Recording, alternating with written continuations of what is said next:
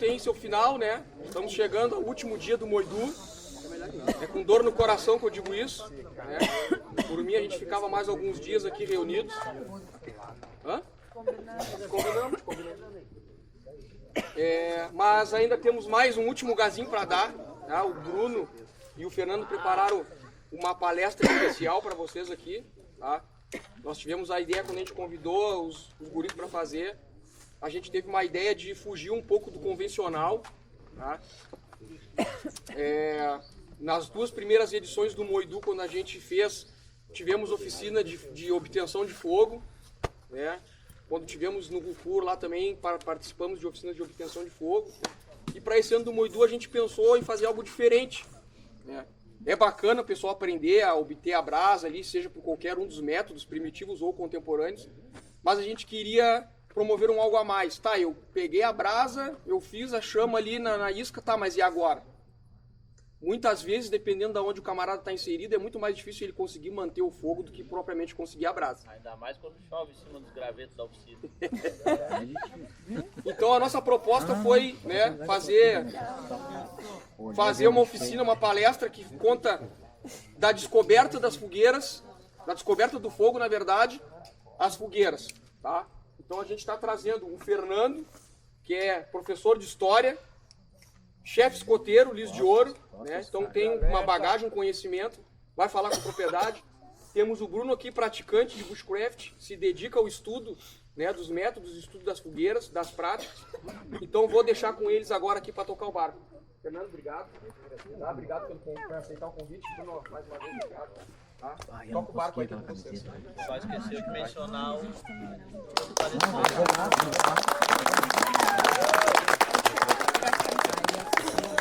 Então, pessoal, assim, sou o Bruno, para quem não conhece, né? O Fernando aí vai se apresentar também.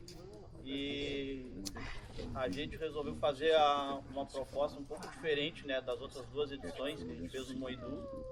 Que a primeira edição do Moidu a gente abordou 3 técnicas, né, que era a pederneira, era o freestyle e o fogo por atrito, em momentos diferentes, né. Então teve um momento que um dia o Paulo, fez, né, com pederneira de feather stick, num outro horário, né, numa proposta de um acampamento temático, eu abordei o flint steel, né, dentro de um acampamento temático onde tinha outros palestrantes também, né, demonstrando outros acampamentos. E num outro momento, o Cardoso, né, fez para nós a oficina de fogo por atrito. Isso no primeiro Moidu. No segundo Moidu, a gente apresentou as mesmas 3 técnicas, só que tudo no mesmo momento. Né, onde seu Ivo demonstrou para nós o fogo por pederneira, eu demonstrei novamente o flint steel, e o Cardoso novamente também demonstrou para nós o fogo por atrito. Uma observação sobre o que o Bruno está dizendo, que nessa ocasião chovia píncaros. Chovia assim, ó. E o seu Ivo ainda teve o detalhe de fazer o fogo perdeneira com a taquara verde. Com a taquara verde, né? Então, molhou ali na chuva, foi uma baita. Todo mundo sempre se dedicou bastante, né? Todos os palestrantes até hoje se dedicaram bastante para fazer as oficinas. Né? E aí, dessa vez, para não ficar a mesma coisa de novo, a gente resolveu colocar a questão das fogueiras, né? Que é o próximo passo, né? Depois de executar a técnica. Né? E aí entra, pessoal, que eu acho importante ter abordado aqui as fogueiras, a gente trouxe algumas, não dá para trazer tudo também, né? Que é o primeiro tópico que eu gostaria de abordar, que para mim é o tópico mais importante de todos, muito mais importante que até a técnica em si, que é qual a relação do fogo com o bushcraft, né? Que é onde a gente aborda um pouco dessa essência, né? Que para mim é a parte mais importante do que a gente está fazendo aqui, né? Porque o fogo, né? Onde está nessa conexão do fogo com o bushcraft? E na minha opinião, essa conexão do fogo com o bushcraft, ele está no processo até chegar ao fogo, e não no fogo em si.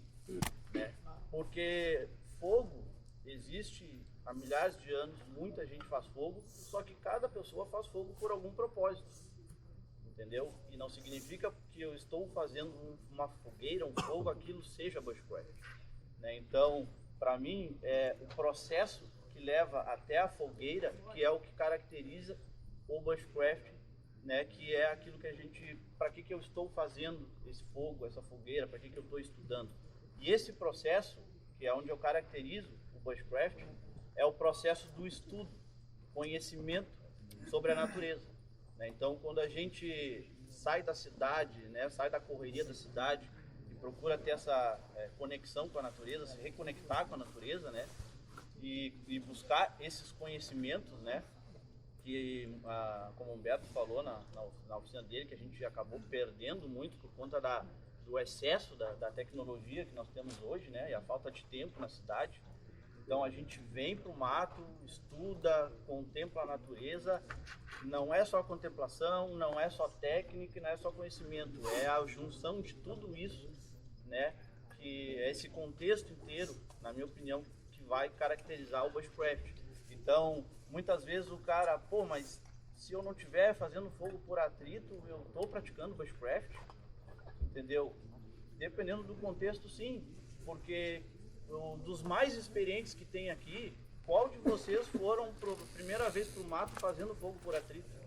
Eu acredito que nenhum aqui foi para o mato já fazendo fogo por atrito.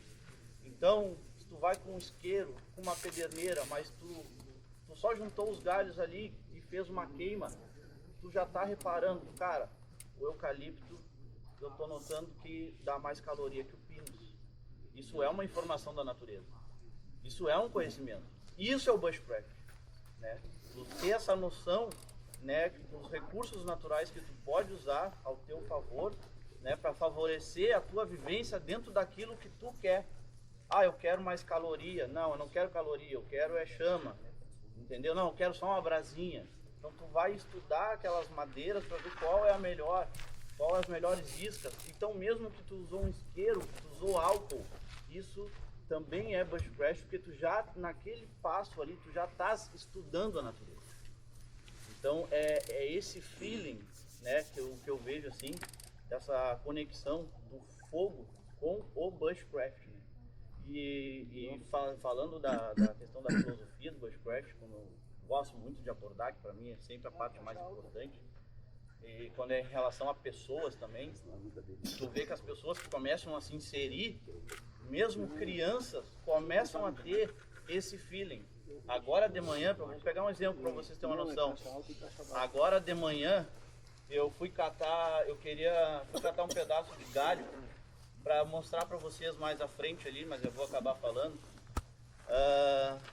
a diferença, né, entre tronco, galho e graveto, né?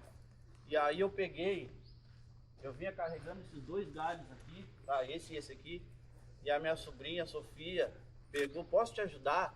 Pode. E aí ela pegou esse aqui.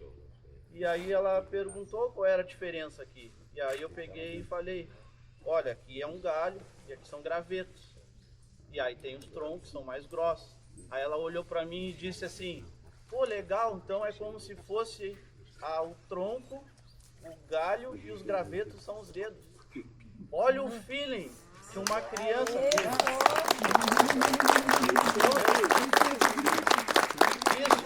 Isso é a essência do bushcraft, que é tu ter essa percepção.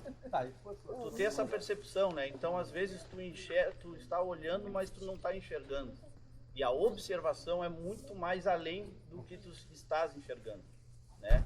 Também ontem ela me presenteou com uma pena que ela achou branca e pintou de verde. Me presenteou e eu botei aqui na minha faca. Era segredo, né? Mas eu tinha que contar. Então é isso, pessoal. Para mim, iniciar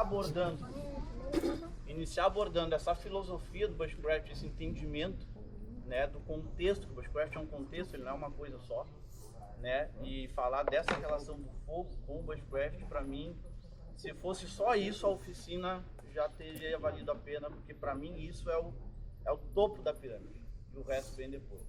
Com as vivências, com as práticas, a gente vai adquirindo cada um o seu nível, cada um o seu tempo, né? E todo mundo é um eterno estudante, do iniciante ao mais experiente. Então agora eu vou passar a bola para o nosso grande Fernando, que conheci ele no primeiro Moedu, E aí a gente apelidou ele, o Thiago Floresta, na verdade, deu o apelido para ele de Crocodilo Dandy. Só que aí eu adaptei, aí para não falar Crocodilo Dandy, eu chamo ele de Crocodilo, e é Crocodilo, e podem chamar de Crocodilo porque eu estou autorizando. Eu atendo por Crocodilo desde o primeiro Moidu. Mas essa foi a deixa para eu botar a skin de professor, né? Eles me apresentaram primeiro como professor. Mas eu me chamo Fernando, assim, oficialmente, né, nos documentos, mas atendo, eu tenho uma habilidade especial por adquirir apelidos. Tenho, e tem os lugares que a gente frequenta, a minha trajetória, assim, na vida mateira, ela é parecida com a dos guris aqui, que estiveram no movimento escoteiro. Eu sigo ainda dentro do movimento escoteiro, assim, um pouco mais afastado, porque moro numa cidade vizinha do meu grupo. E não tive coragem de migrar para outro grupo escoteiro ainda, mas sempre que possível eu tô lá como escotista no meu grupo escoteiro. Então tenho a trajetória deles aí é muito parecida, assim, o pessoal da equipe Extremo, com essa ideia de vida mateira, né? E esse caminho é um caminho engraçado, porque eu comecei a chamar de técnica mateira, atividade mateira, ou comida mateira, como a gente chamava, quando fazia alguma refeição sem utensílio, sem panela, nos escoteiros. E para mim isso era, de alguma forma, meio comum, assim, uma família não muito abastada. O meu pai, a gente vivia cozinhando com lenha em algumas ocasiões, por necessidade. Então, uma coisa que é normal, assim, um fogão de lenha em casa, e fazer um fogo de lenha. Tem algum tipo de fogueira que depois que a gente vai comentar que eu vou dizer, eu não achei, Alex. O Alex fez uma pergunta no meio da noite, passou aqui, e eu não sei o nome da fogueira, ele vai perguntar e eu vou dizer que eu não vou saber responder o nome da fogueira, a fogueira que tinha 200 anos aí, mas ela tem um dos formatos aqui que eu acredito que seja esse, e que é um formato que meu pai usava muito em casa, que durava bastante, e que adequava ao fogão. Mas muito aqui do que foi trazido nas outras conversas, nas outras palestras que nós tivemos, e palestras com especialistas, né? E aí eu estou aproveitando esse momento de minha introdução para me colocar no meu lugar de fala, né? Eu sou professor de história, o movimento escoteiro também me colocou na educação, essa coisa de dar palestra para a escoteirada, enfim, acabou me encaminhando para o lado da educação, e eu acabei me tornando um educador aí no campo da história. Fernando, só agregando um pouquinho aí, essa fogueira de 200 anos é numa instância que tinha aqui no Rio Grande do Sul, não me recordo o nome da instância, mas ela foi extinta. Isso, e essa conversa aí que o Alex trouxe, que eu acho que é para os lados das missões lá, e extinguiram, ele queria saber qual era o modelo, e enfim, eu não sei, vou tirar isso aqui em professor aqui. Mas daí assim, foi trazido de alguma forma, em várias falas alguém falou, né? O Lurra, eu lembro de ter falado bastante da tradição gaúcha, de se criar assim em instância, tirando tento, fazendo corda. São coisas que são comuns assim pra gente. Em alguma medida, né, eu não tirava tento, não tirava corda, porque na comunidade ribeirinha que a gente vivia, a gente não tinha essa necessidade, as necessidades eram outras, era a pesca, não era o pastoreio de algum tipo de rebanho, né? Mas a gente emprega, e muita gente ainda emprega no cotidiano, coisas técnicas, conhecimentos, tecnologias que a gente chama de bushcraft. E o bushcraft, ele tem, e aí isso tá na fala, e é legal, porque o evento ele é temático sobre machados, mas todos os eventos, e aí eu falo do Moidu 3, do Moidu 2, do Moidu 1, do Rupur 4, que é o que eu fui, que foi o primeiro. O 4 foi, eu acho, a primeira edição em Florianópolis, né? Não. Foi 4, né? Foi o único que eu fui até hoje, que era Floripa, eu consegui ir mais perto e tal. Todos esses eventos, eles acabam cotejando, tendo como linha condutora uma ideia que o Lurra trouxe de início, que o Humberto tocou depois, e que é um ponto fundamental, e que estava na fala do Bruno também. Se vocês forem ver, todas as falas elas estão costuradas, né? Mesmo que o assunto, o tema do evento não seja esse, sempre vai estar, que é o resgatar o conhecimento e as técnicas que nós humanos, seres humanos, desenvolvemos ao longo de milhares e milhares, milhões de anos. A gente levou muito tempo para conseguir chegar nisso aqui, em formato de fogueira, a gente levou muito tempo mesmo. demanda uma observação do ambiente, que é um pouco do que o Bruno trouxe aqui, demanda muita observação, muito acompanhamento, não é um troço, não é simples. Então, no início da nossa história, a gente tem assim, um registro assim, de as primeiras fogueiras, assim, a primeira fogueira mais antiga, até hoje registrada, encontrada, ela data aí mais ou menos de 1 milhão, 1 milhão e 200, algumas referências vão trazer 1 milhão e 300, assim. Então é entre 1 milhão e 1 milhão e 300 anos a fogueira mais antiga, mais controlada, de uso recorrente. Então, tem essa diferença também, né? Isso, tem a diferença, tem muita diferença. Vou chegar nesse ponto aí. Então, essa fogueira, para os caras a 1 milhão e 200 ou 1 milhão de anos atrás conseguirem chegar nessa fogueira que eles usaram recorrentemente, né, para cozimento de alimentos, enfim. E aí eu já vou explicar como é que a gente sabe para que era usada a fogueira dentro de um sítio arqueológico, assim por diante. Mas para chegar nesse caminho, a gente tem assim tranquilamente o maior período da nossa história da humanidade. A gente fecha os olhos e vira as costas para a natureza normalmente, porque o nosso mundo hoje em dia ele é muito tecnológico, a gente tem as coisas com muita facilidade, né? O Bruno falou e não viu, mas quando tu falou de isqueiro eu tirei o meu do bolso, é um dos meus métodos de fogo preferidos. Isso aqui eu tenho um em cada bolso às vezes, é sensacional. O isqueiro Bic é uma maravilha e ele salva todo mundo, porque não é sempre que a gente consegue fazer o que a gente quer fazer aqui hoje.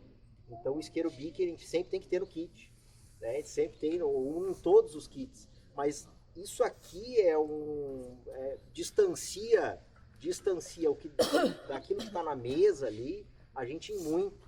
Hoje em dia a gente gira um botão e não precisa nem apertar outro. Meu fogão eu giro um, seguro e aperto um segundo botão. Eu tenho que saber apertar 2 botões. Hoje tem fogões que tu gira apenas um botão e espera e ele acende sozinho. Então é uma simplicidade que nos afasta de um conhecimento ancestral, que é o que a gente tenta resgatar, e o Bushcraft ele tem essa pegada. E aí eu digo para vocês que eu aceitei estar aqui hoje.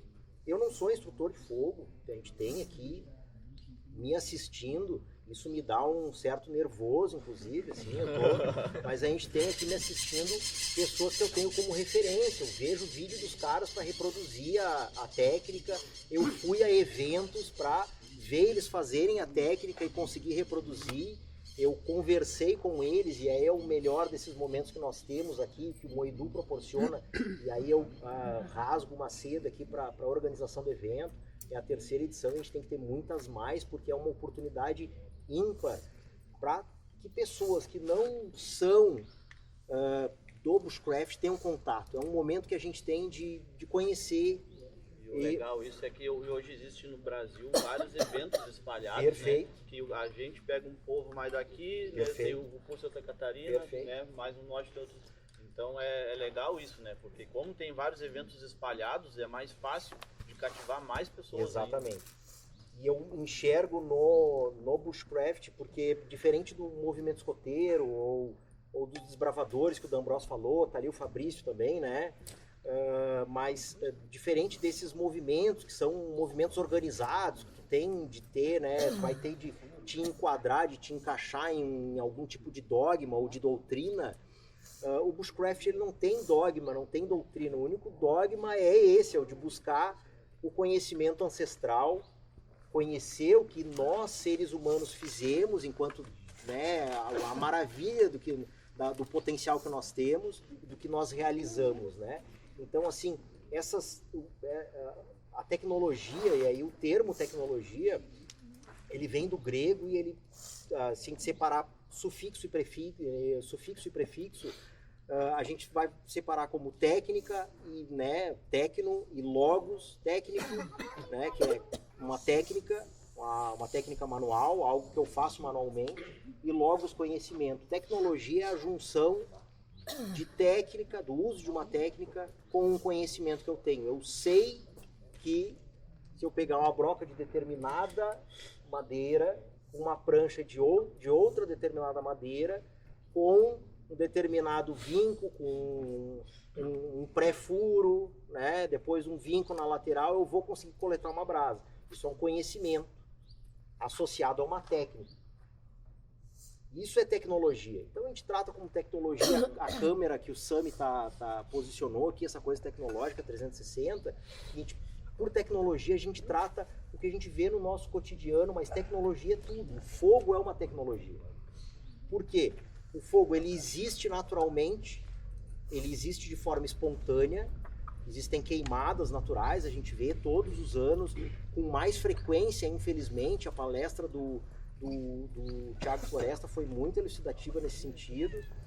A gente vê com mais frequência eventos naturais que não são tão saudáveis para a nossa natureza acontecendo, como desertificação de solos, queimadas em maior grau, por exemplo, no Pantanal e assim por diante. Na Amazônia a gente teve um caso bem grave no ano passado, né? Chegou a ter ali no sudeste, chegou fumaça que era da Amazônia, digamos assim, né? Mas nos Estados Unidos, anualmente, tem regiões, Califórnia, enfim, que acontecem secas, períodos extensos de seca e queimadas naturais. Acontece espontaneamente. O capim está muito seco, chega uma hora que o triângulo do fogo se fecha e incendeia. Incendeia espontaneamente. Às vezes não precisa nem de um raio, né? Não precisa cair um raio. Pode ser o próprio insolação ali direto, aquele capim muito seco e vai incendiar. Isso é uma queimada natural. Fogo existe naturalmente e nós, seres humanos, para deixar de usar ele oportunisticamente, né, do uso oportunista do fogo, que é o fogo da queimada natural, né, que tem muitos animais que usam, então a própria observação do comportamento dos animais, do conhecimento do ambiente, favoreceu esse tipo de desenvolvimento desse conhecimento, por exemplo. Então tem espécies de aves de rapina que aproveitam a oportunidade de uma queimada natural para predar animais que estão debilitados por conta da fuga da queimada. O bicho não está respirando direito, está sem fôlego, ou está meio queimado já, não consegue fugir, e são predados com mais facilidade nesse momento. Então tem aves de rapina que se especializam em ficar próximas dessas regiões para justamente fazer essa predação. A observação tanto de um animal morto pela queimada e que serviu como alimento, então, né, para o ser humano, sei lá, e eu estou falando não da fogueira mais antiga, que é 1 milhão, mas estou falando aí de 3 milhões, 3,5, 4 milhões de anos atrás, antes do presente, que é muito tempo. Então, os primeiros hominídeos do gênero Homo, né, que são os nossos primeiros ancestrais, né, ali o Homo habilis, criou a nossa primeira ferramenta e recebe esse nome por conta dessa ferramenta, que é o machado de mão, né, o Homo habilis. Ele fazia esse tipo de uso, mas provavelmente toda vez, isso é um termo técnico utilizado muito em arqueologia e muito na história, quando a gente fala dessas datações mais antigas, o provavelmente é um termo praticamente científico na nossa área, porque tem muita coisa que é objeto de especulação, né, e ainda de estudo que não está consolidado. Por quê? Porque imagina, uma fogueira de 1 milhão de anos, ela foi localizada num substrato de solo, né, soterrada num substrato de solo, e tu encontra um agregado de carvão que destaca na estratificação do solo. Então, na quadrícula onde os caras escavam, na parede da quadrícula ficam os substratos, as diferenças de um solo para o outro, parecido com que superficialmente ali, porque na hora do plantio, que o Floresta falou, ele mostrou dois substratos, né? O substrato mais rico em matéria orgânica e o substrato mais pobre em matéria orgânica, né? Para ensinar o plantio, na hora da escavação, muitos outros substratos vão aparecendo e dali que se retiram os materiais, os artefatos arqueológicos que vão ser depois analisados em laboratório. Uma fogueira tão antiga, com 1 milhão de anos, e aí por isso é difícil de datar outras fogueiras mais antigas, a preservação do material ali, ela depende de condições de temperatura, umidade, pressão, que são muito específicas para ter a conservação ali. Então é muito difícil de conseguir material antigo dessa forma, com esse tempo, para determinar de forma categórica algumas coisas. Então, provavelmente ele vem daí. Isso ainda tem coisas, quando eu falar provavelmente, entendam que é algo que ainda merece pesquisa, merece estudo. Tá? Mas, então, para chegar ali no Homo habilis, né, a gente não aprende, a gente hoje tem os conhecimentos com muita facilidade, bate no celular ali alguma coisa, eu podia ter pesquisado para o Alex o nome da fogueira, o nome da instância, no Google ontem de noite.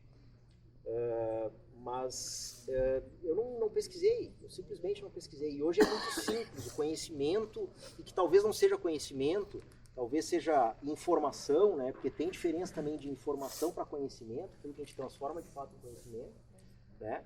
Mas o conhecimento, ele está assim por aí, mas ele não nasceu conosco. A única diferença que nós temos de outros animais, e eu nos coloco como animais também, não me entendam mal, não é pejorativo, mas somos um organismo vivo como qualquer outro. E a nossa única diferença é que nós temos um polegar opositor e um telencéfalo altamente desenvolvido. E esse telencéfalo altamente desenvolvido que é a nossa grande ferramenta. E é uma ferramenta que nos atrela a uma característica que é inerente do ser humano, que é o trabalho. Para fazer cada uma dessas fogueiras aqui a gente teve que trabalhar. A gente rachou lenha, né? O Gilson cortou com a motosserra antes. Tem trabalho. O trabalho, não estou falando do trabalho contemporâneo, esse que explora a mão de obra para obtenção de lucros, não estou falando do trabalho da sociedade capitalista especificamente, desse modo de trabalho que a gente vai lá, bate o ponto, senta, cumpre um horário, mas para tudo que o ser humano precisa fazer no dia a dia, ele tem que trabalhar. Tem que ter trabalho. Ele vai trabalhar de alguma forma. Ele não obtém alimento como a onça. A onça veio com a garra já, ela tem a mordida certa, ela tem a musculatura correta, é um bicho pronto. Ela tem, é instintivo dela e ela faz aquilo. Nós não. Nós não. A gente tem instintos primordiais, nós temos instintos primordiais. A maioria dos medos que nós temos, medo de escuro, medo de botar a mão em buraco, né, medo do próprio fogo, né, são instintos que nós temos, mas esses instintos eles não nos deixam prontos, digamos assim, para sobreviver ao natural. A gente tem que demandar algum tipo de trabalho. O ser humano ele sempre teve que trabalhar. Então o primeiro machado de mão que o Homo habilis lascou, que é uma ferramenta mais primitiva, os machados de mão eles eram feitos de sílex, é um tipo de rocha que a gente não encontra muito aqui, mas é uma rocha vulcânica, tem uma dureza semelhante aí a outras que a gente encontra aqui, como quartzo e assim por diante, ágata e assim por diante, uma dureza que na escala de Mohs vai de 7,5 a 8 por aí, são pedras que servem para lascagem, que servem também para fagulhar, a gente vai tentar mostrar depois. Mas esse primeiro machado de mão necessitou trabalho, ele não foi encontrado pronto, né? Necessitou lascar, necessitou a lascagem. Provavelmente, como o uso do fogo, essa lascagem ela foi ocasional, ela foi por acaso. Então nós vamos aprendendo com os eventos, e aí que está a nossa grande característica, a nossa grande habilidade. Ao invés da garra, ao invés das presas, da musculatura, conseguir subir em árvore, pular em cima do bicho, ao invés disso nós temos essa característica, essa superadaptação. E essa superadaptação me permite ver que eu joguei a pedra ali no rio para tentar pegar o peixe, por exemplo, fui dar uma pedrada na traíra, a pedra lascou, me chamou a atenção aquele lascado, e aquele lascado quando eu fui pegar me cortou, por exemplo. Né? Todo mundo tentou lascar pedra, já viu que se corta fácil. Tá sempre com um sanguinho ali, alguma coisa que tá cortando o tempo todo. Então isso chama atenção, eu tenho alguma coisa aqui. A maioria do nosso conhecimento ele é ocasional, a gente se depara com a tecnologia que a gente desenvolve, a gente se depara com ela, a gente acaba chegando nela. Muitas vezes a gente está indo buscar algum conhecimento e não volta com aquele, mas voltou com outro. Exatamente, exatamente. Muitas vezes está aqui os testes de vocês, por exemplo, esse estudo todo que vocês têm feito aqui, é justamente esse, de ir testando, de ir verificando, de ir conhecendo o ambiente, se apropriar do lugar que vive. Isso faz parte do ser humano, e é trabalho. Esse é o primeiro trabalho que nós tivemos. É o trabalho de sobreviver. É o trabalho de confeccionar as coisas que são necessárias para a nossa vida. Nesse sentido, eu acho que é interessante de destacar o tempo que a gente viveu na pré-história. Eu vou ir dando uma acelerada e vocês me interrompam, falem, por favor, porque eu sou professor de história, normalmente é prolixo, fala demais, né? Então,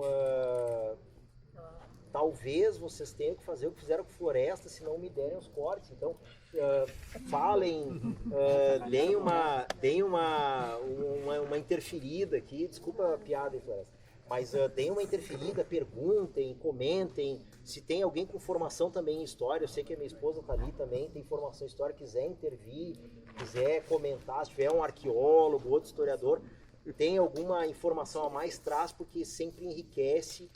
E como os conhecimentos do bushcraft, mesmo na história, a gente nunca leu tudo, a gente nunca sabe de tudo, a gente nunca verificou esgotou todas as fontes de pesquisa. Então, a gente está sempre aprendendo, tá? Então, por favor, interfiram, intervenham e falem aí. O que acontece? Vamos começar então. Vai lá, toca a Eu ficha. sei que vai começar o tempo. Falasse aí na evolução tecnológica, gostei muito daquilo ali que eu tenho um pé na tecnologia. Boa.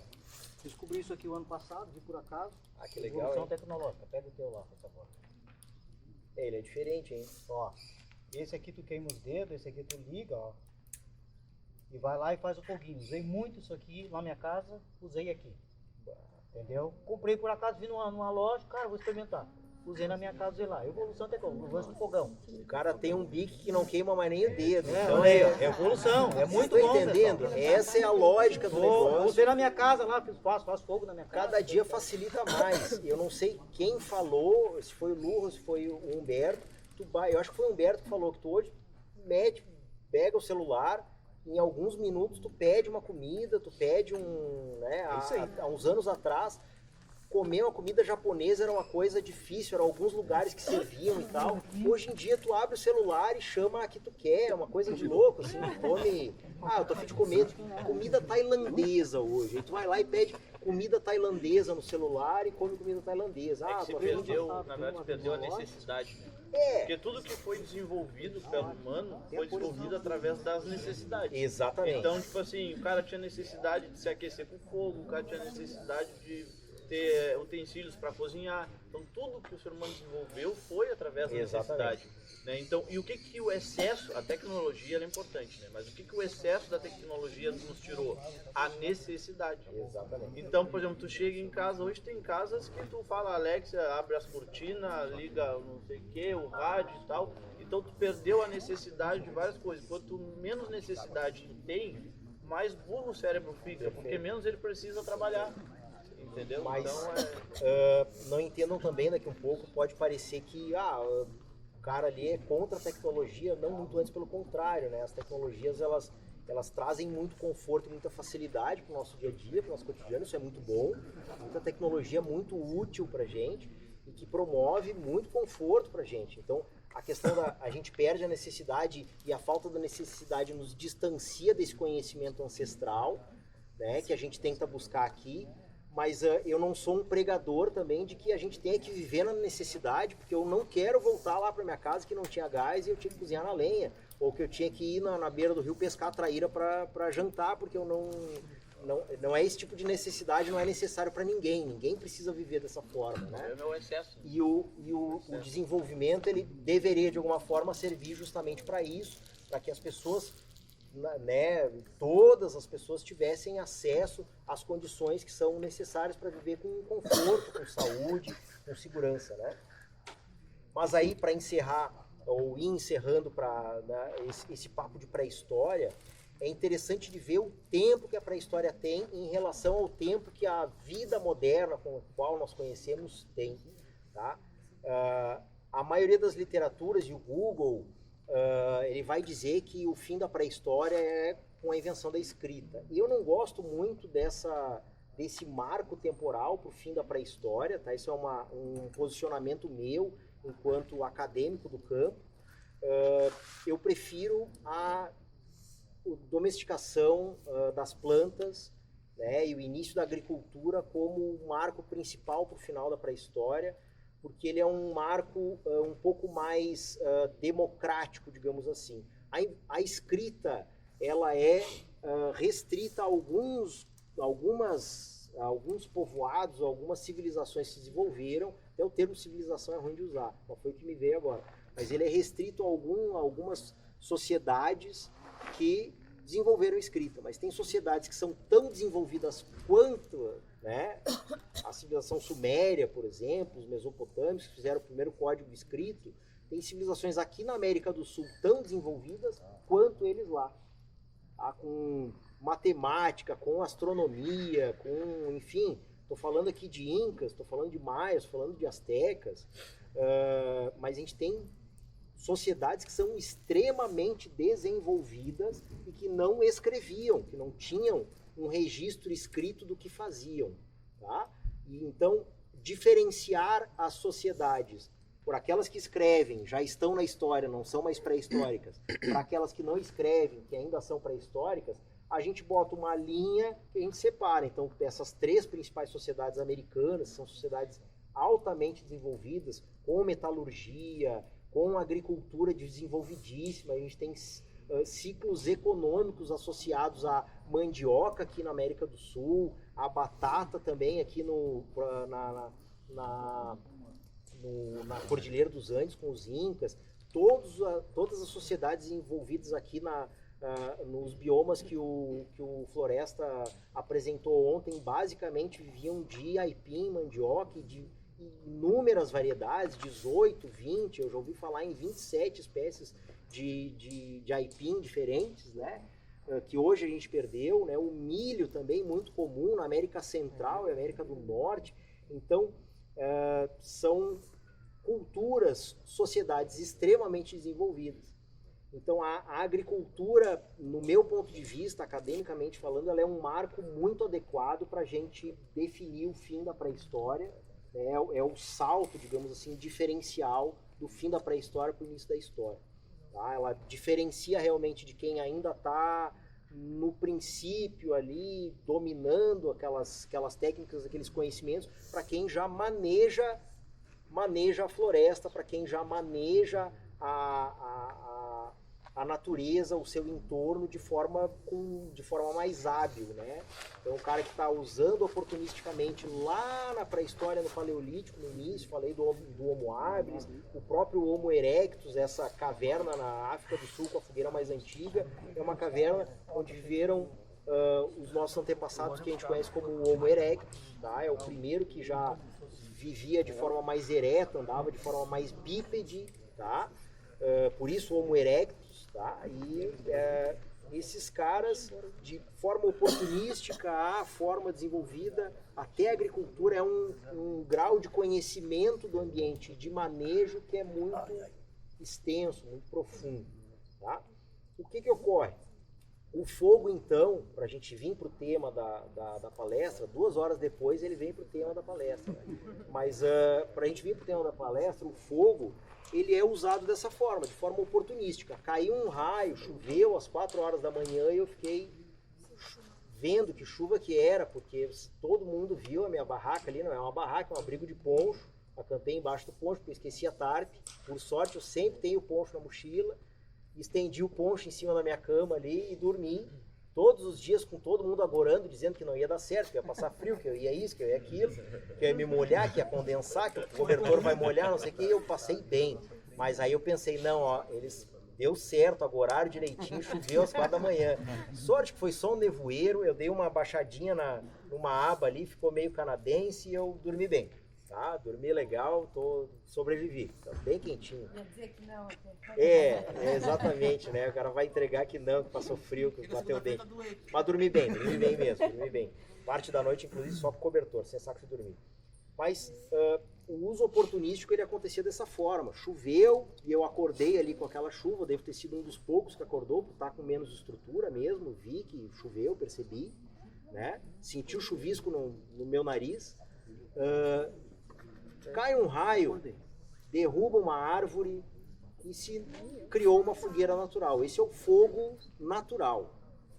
A queimada fogo natural. O uso oportunístico era quando a gente ia lá, se alimentava já do animal morto, ou pegava algum pedaço de animal. A gente, por muito tempo, a gente não caçou, nós éramos coletores. Se veicula muito a ideia de caçador-coletor, mas caçar é uma atividade muito perigosa, que envolve trabalho coletivo, né, trabalho social bem desenvolvido, e que envolve também a confecção de ferramentas, porque eu falei, né, a gente não veio com a garra nem com a presa da onça, então a gente precisa de uma flecha, a gente precisa de um dardo para jogar com um atlato, a gente precisa de um arco, a gente precisa de uma armadilha, né, isso envolve outras tecnologias, outros conhecimentos.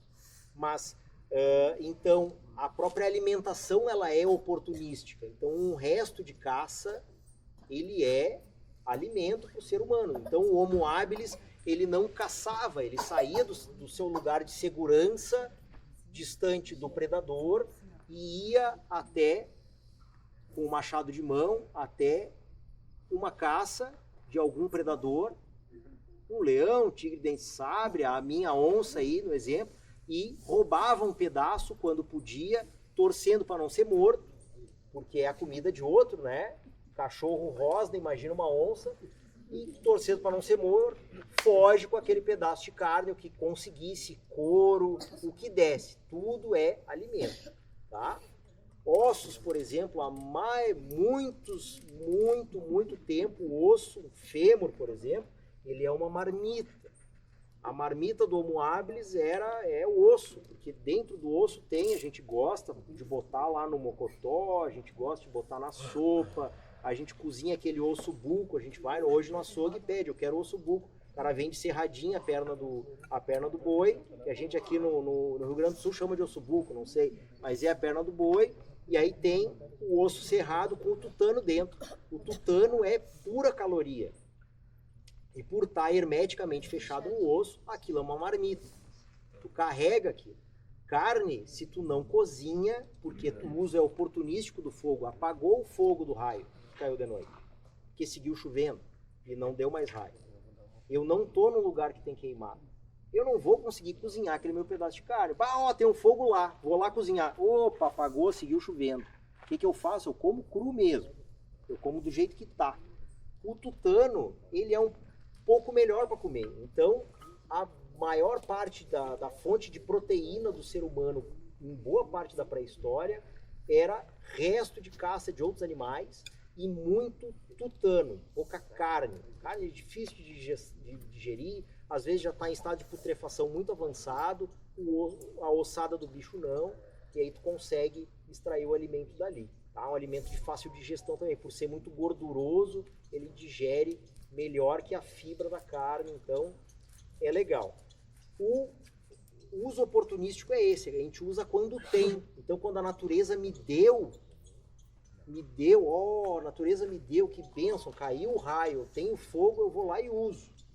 Esse é o uso oportunístico. Daí, para controlar e fazer o fogo, é um outro caminho. E a gente pensa normalmente que o caminho é o inverso, que a gente primeiro aprendeu a fazer para depois controlar. Não, a gente primeiro aprendeu a controlar. Então começou os caras observando como a madeira queima, como o tipo de madeira queima, o Bruno já falou, o eucalipto queima mais, por mais tempo, a brasa fica mais viva que o pinus, que faz bastante fumaça e queima rápido. Esse tipo de observação ajudou o ser humano a adquirir conhecimento sobre o seu ambiente, sobre os materiais que estavam ali à sua volta, para ele verificar que, eu vou cortar um pedaço desse pau aqui com esse meu machado de mão, vai levar um tempão, mas vou cortar e vou levar até aquele fogo que está ali para manter ele aceso por mais tempo. Tá? Isso é uma forma de controlar o fogo, de iniciar o controle do fogo. Isso é um processo cognitivo do ser humano de apropriação do conhecimento que estava ali, da exploração do seu ambiente. A partir daí, se torna possível, por exemplo, técnicas de transporte de fogo. Eu vou transportar um tição, eu chamo de tição, um toco em brasa grande, né? Vou transportar o tição para a área do meu acampamento e vou tentar controlar ali. Muitas das fogueiras encontradas nesse período, há 3,5, 4 milhões de anos atrás, elas são fogueiras controladas, que foram transportadas para o acampamento. Então, por exemplo, fungo de transporte de fogo, né, que é muito comum, a gente vê em vídeo gringo, tem bastante disso, eles têm lá um Tinder fungus, eu não lembro o nome científico, floresta do fungo e tal, mas é um fungo enorme que ele é super poroso e recém-retirado da árvore, sem secagem, sem carbonização, ele segura brasa por bastante tempo. Então, técnicas de transporte de fogo, de controle do fogo, surgiram muito antes do que as técnicas para obtenção de brasa e para fazer fogo. Tá? Saiam daqui com essa certeza hoje. A gente primeiro aprendeu a controlar. Então, o que está aqui, que é tema da palestra hoje, é o que a gente primeiro fez. A gente primeiro fez fogueira para depois aprender a fazer o fogo. É engraçado, né? Mas é isso. A gente primeiro fez fogueira para depois aprender a fazer o fogo. Esse é o caminho. Tá? Deixa eu fazer uma interferência. Claro. Sim, Por favor. eu acho que eu não... tô falando, eu venho de uma família, né, que meu pai sempre acampou e tudo em lugares sem estrutura, né? Eu falava ontem pro Floresta, onde é que tu acampava? Eu disse, camping, nem pensar. Meu pai levava a gente pro meio do mato, né, e lá a gente vivia um tempo. E aí eu lembro que sempre tinha fogo e eu mantinha esse fogo de alguma maneira.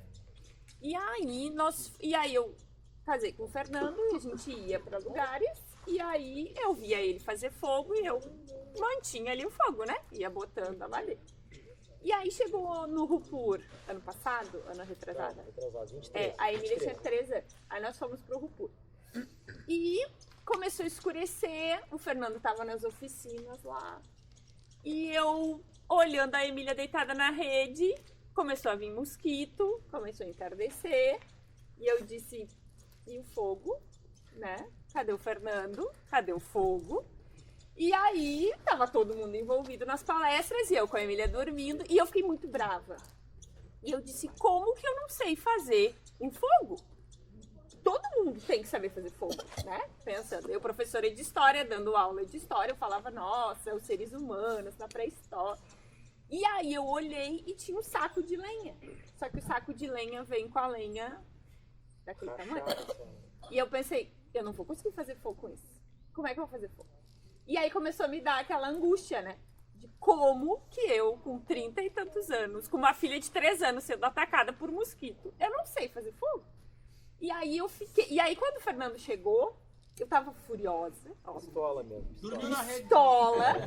E eu disse, eu quero aprender a fazer fogo. Agora tu me ensina a fazer fogo? Porque é uma coisa tão... Pra mim, era a necessidade. Porque pra mim, o que eu ia fazer? E ela aprendeu, porque eu tô aqui falando hoje, né? Senão... Mas por que foi importante? Porque se fosse só eu ia sair dali onde tem mosquito, né? Ia pra um lugar, pro outro lugar, ia sair dali. Mas a Emília estava dormindo na rede, ela depende de mim, ela tem 3 anos. E aí ficou a necessidade, eu preciso espantar os mosquitos, está ficando noite. E aí eu me dei conta que, nossa, eu acampo desde sempre, né? Teoricamente, eu sempre olhei o fogo e mantive, mas eu não sei fazer. E aí o Fernando começou, não, então tu vai pegar essa lenha, né? Aí ele foi me explicando, assim. E aí quando a gente chegou aqui, ele disse, tu vai fazer fogo? Tu vai fazer fogo? Tu vai fazer fogo? E aí... Mas é a questão que às vezes a gente se acomoda no sentido de, fulano faz pra mim, né? Outra pessoa faz, e quando tem a necessidade a gente não sabe, porque eu olhei aquela lenha, eu só sabia que eu não ia conseguir fazer fogo com aquela lenha, mas eu não sabia qual era o processo, né? Então a necessidade que eu fico imaginando sempre, o Homo erectus lá olhando aquele fogo e pensando, tá, como que eu faço com isso? O que eu faço? É porque a gente tem muita ideia do pronto, então tu fica pensando, mas é óbvio, ele pega um pedaço, né, de madeira queimada, de brasa, não é óbvio. E não foi a primeira vez que ele conseguiu também. Isso, né? E aí vai ali, molha, né, pega a mão ali, bota ali e vê que queima, aí te afasta. E aí a questão do fogo é muito isso, né? Como que tu lida com ele, como ele se apresenta pra ti. Então a questão da necessidade, pra mim, era isso. Eu precisava de fogo para espantar mosquitos, para cozinhar, para isso. E tudo menos acordar nosso filho. Sim, Faz qualquer né? coisa. Exatamente. Mais com 13 e pouco, que era o que ela tava. Isso, então assim, No RuPaul. mas o que eu me dei conta era isso, assim, de a gente se acostuma a outra pessoa fazer pra ti. Mas tem E tu bastante precisa coisa de legal no que tu trouxe, porque tem uma característica bem, e é interessante a gente falar, então, todo homem primitivo, se eu pegar agora o DeLorean lá do De Volta para o Futuro e botar pré-história, eu vou chegar lá no Homo habilis e vou falar com o Homo erectus, e aí, parceiro, vamos fazer um fogo aí, me mostra como é que tu faz. Quero saber como é que é a tua técnica. Talvez aquele ali que tu tá falando não soubesse, porque um pouco do que a Jelly trouxe tem muita relação com o que nós somos. O ser humano também é um ser social, a gente precisa da sociedade para viver. A gente vive em coletivo. Então ela falou, eu estava tranquila porque ele sempre fez o fogo. Então, o fogo, ele também permitiu que a gente pudesse permanecer num lugar, é uma das coisas legais que está na tua fala. Tu disse, sozinho eu sairia dali. Muitas vezes o ser humano teve que migrar, sair do seu local de acampamento, porque o fogo, eu não tinha fogo, não tinha como me defender, como me proteger, eu vou ter que sair daqui. Então a gente saiu. Ela primeiro ali, depois ele ali. Eu vou encerrar e aí passo para ela, depois pro Gileno lá. Mas, e outra coisa interessante é a questão do aspecto social. A gente conseguiu socializar depois com fogo, mas existe socialmente, né? Existe bastante questionamento, e aí naquela ideia de caçador-coletor, tem uma ideia de que se dividir as tarefas de forma sexista, né, com sexo. Hoje já se questiona isso, existem pesquisas que dão contrassenso disso, de que as mulheres em algumas sociedades também eram caçadoras, não eram só coletoras e assim por diante, em que pese o fato de que a obtenção de carne, eu falei que era difícil, de proteína, então as mulheres sendo as coletoras, elas eram as principais alimentadoras das suas sociedades. Então a obtenção de alimento ela era proveniente basicamente das mulheres que permaneciam nos abrigos, mantendo a fogueira que os protegia e os aquecia à noite, e alimentando essa sociedade que muitas vezes saía para caçar com atlato, com arco, com não sei o que, com 300 armadilhas, não pegava nada. Então, o aspecto social, ele também coloca algumas atividades que tu vai ter mais facilidade, que tu vai ter mais, né? Então, eu estou tranquila porque o fogo era ele que fazia, né? Então, isso é de como a gente socialmente, nós estávamos ali enquanto casal, né, e socialmente vivendo esse casal, a gente tinha se organizado até o momento. A gente mudou essa organização. Ela faz fogo hoje em dia. Por favor, desculpa. Não, a questão ali dela, ela contando um relato, assim, o que motivou ela foi a necessidade de sobrevivência e de proteção da espécie, né? Perfeito. Então, assim, a motivação foi o que fez ela pensar, eu preciso fazer algo, né, que antes eu não sabia fazer. Perfeito. E essa é a grande sacada do bushcraft, porque a gente se coloca nessas situações e a necessidade daí, que é uma necessidade controlada, né, uma necessidade controlada, ela nos expõe a essa oportunidade de aprendizado que a gente tem aqui. Gileno, eu acho, né? Uma abordagem um pouco filosófica quanto ao significado do fogo. Houve já falecida uma paleoantropóloga irlandesa chamada Margaret Mead, que um dia perguntaram para ela, como o crocodilo falou, qual seria o momento em que ela considerava o início da civilização. Eu concordo com o teu ponto de vista, que não é escrita e sim a agricultura. No ponto de vista dela, ela apresentou a ideia, todo mundo pensava que ia ser uma cerâmica, uma ponta de flecha, ela disse não. Quando nós escavávamos uma caverna e notamos um esqueleto com uma fratura completa de fêmur, cicatrizada. Hoje em dia, se acontecesse um acidente desse aqui, imagine o transtorno que seria. Com toda a tecnologia já desenvolvida, a palavra para esse tratamento é imobilidade. Exatamente. Hoje em dia ainda.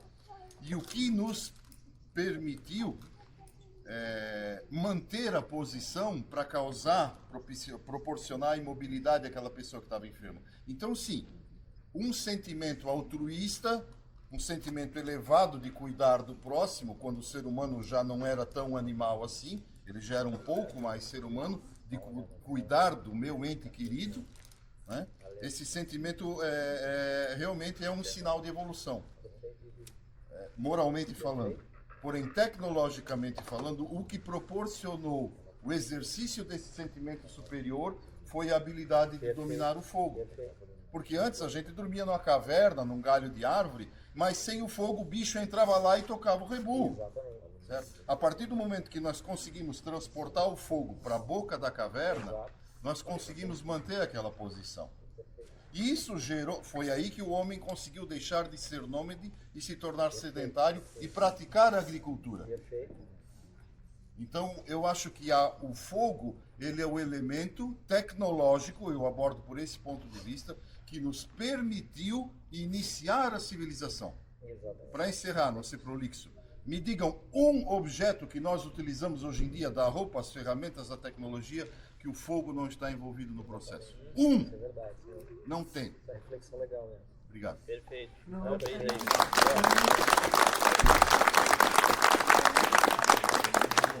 O controle do fogo, o cara com a perna quebrada, dois pontos interessantes assim que o Juliano traz. O cara com a perna quebrada, muito provavelmente numa sociedade que é nômade diz, o nome já diz, né? Tem que andar. Se tá com a perna quebrada, não tem como andar. Não vou te carregar, ele seria deixado para trás provavelmente, né?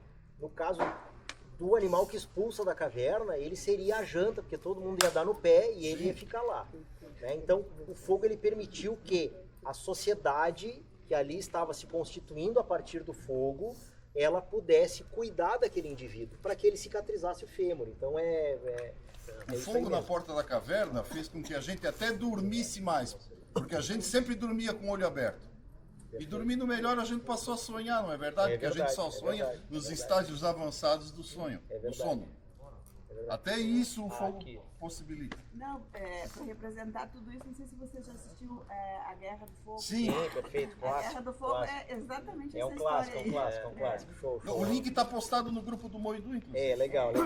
É um filme bem antigo, ele tem bastante romantização, assim, e algumas abreviações, algumas coisas que eles fazem, assim, que são rápidas demais, não é exatamente, mas ele é um filme bem legal. Mas A Guerra do Fogo é um filme adulto, não é para as crianças. É verdade.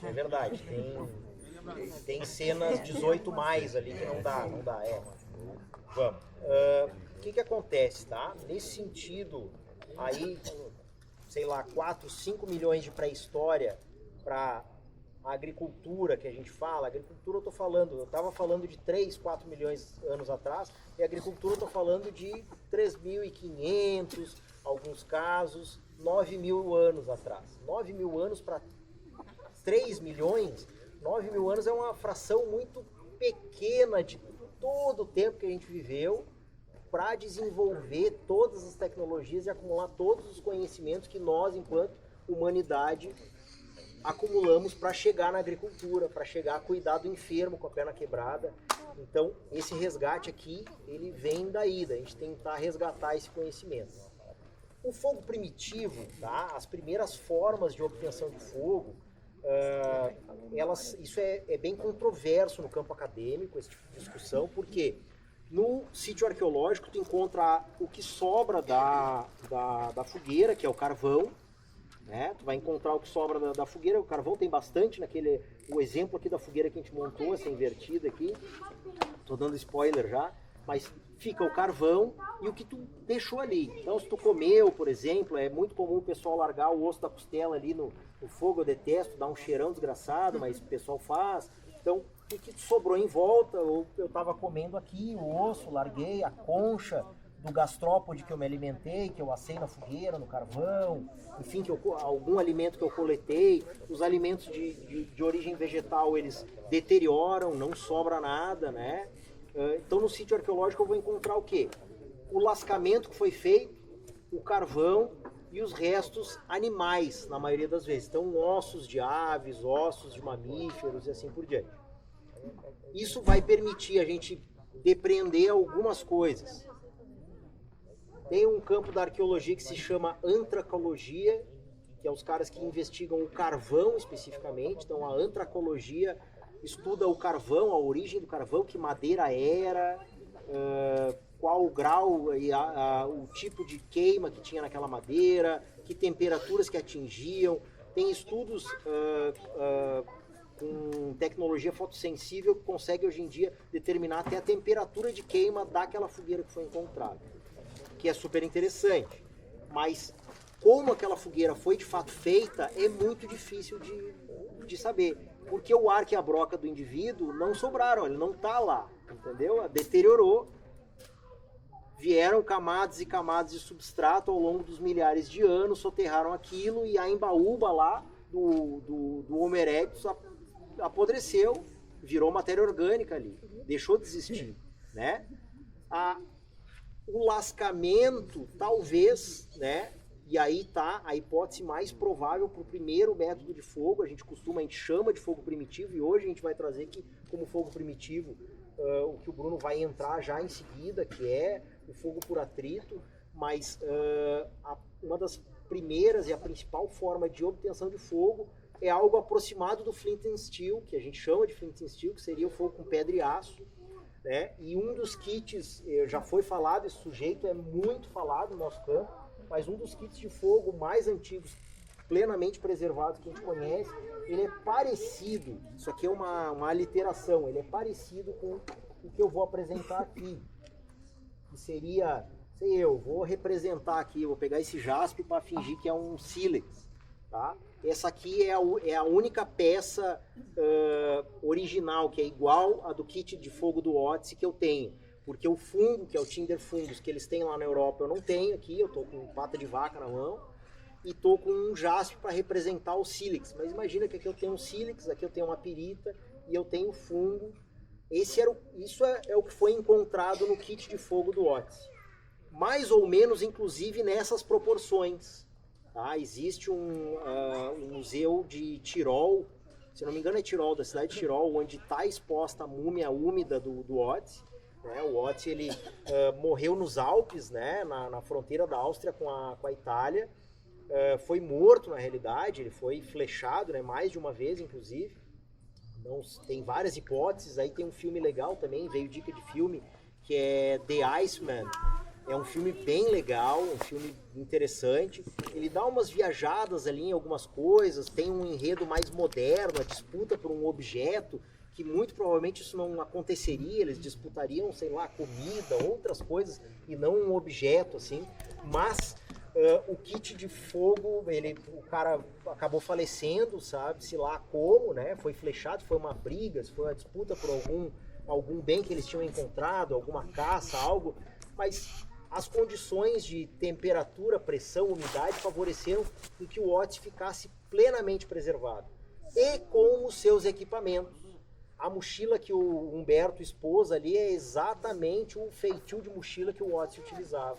Né? Então, inclusive com a capa de grama que ele usava, né? Ele usava um poncho, uma capa de grama, também preservado. Isso tudo está no Museu Tirol, no site deles tem um tour virtual, tu consegue andar assim por dentro do museu, ver a múmia, ver os objetos com escala, com medidas. É bem legal, recomendo.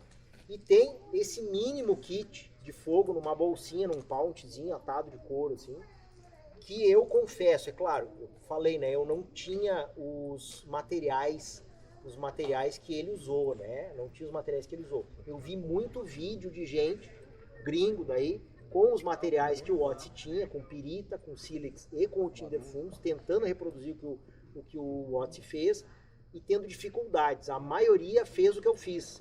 Esses dias botei aqui, antes de vir para o Moidu, eu botei um pedaço de pata de vaca, uma brasa de pata de vaca que eu fiz na minha cozinha e que eu estava tentando, tem que tentar, é a última tentada, eu vou tentar. Eu fiz sem carbonizar. Sem carbonizar, porque não era carbonizado do Odyssey, eu queria tentar reproduzir a técnica dele.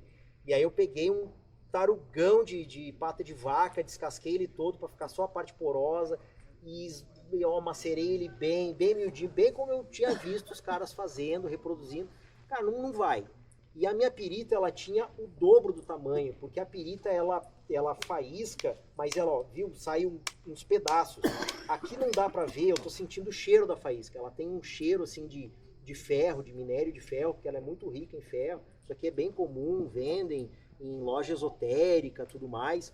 é bem comum a pirita, só que ela perde muito material.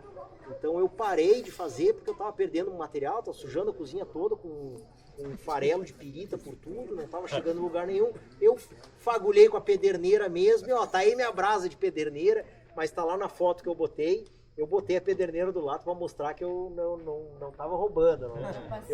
Mas é de abismar a habilidade que o indivíduo tinha para um kit mais ou menos com esse tamanho aqui conseguir fazer. O único vídeo que eu até agora achei, eu não vi todos, a gente nunca consegue esgotar, que até agora eu achei do cara conseguir reproduzir exatamente a técnica do Odyssey, foi um vídeo do David Cutterberry, e ele usa uma pirita gigante, um piritão, com uma lasca de sílex, assim, de pedra de pederneira gigante também.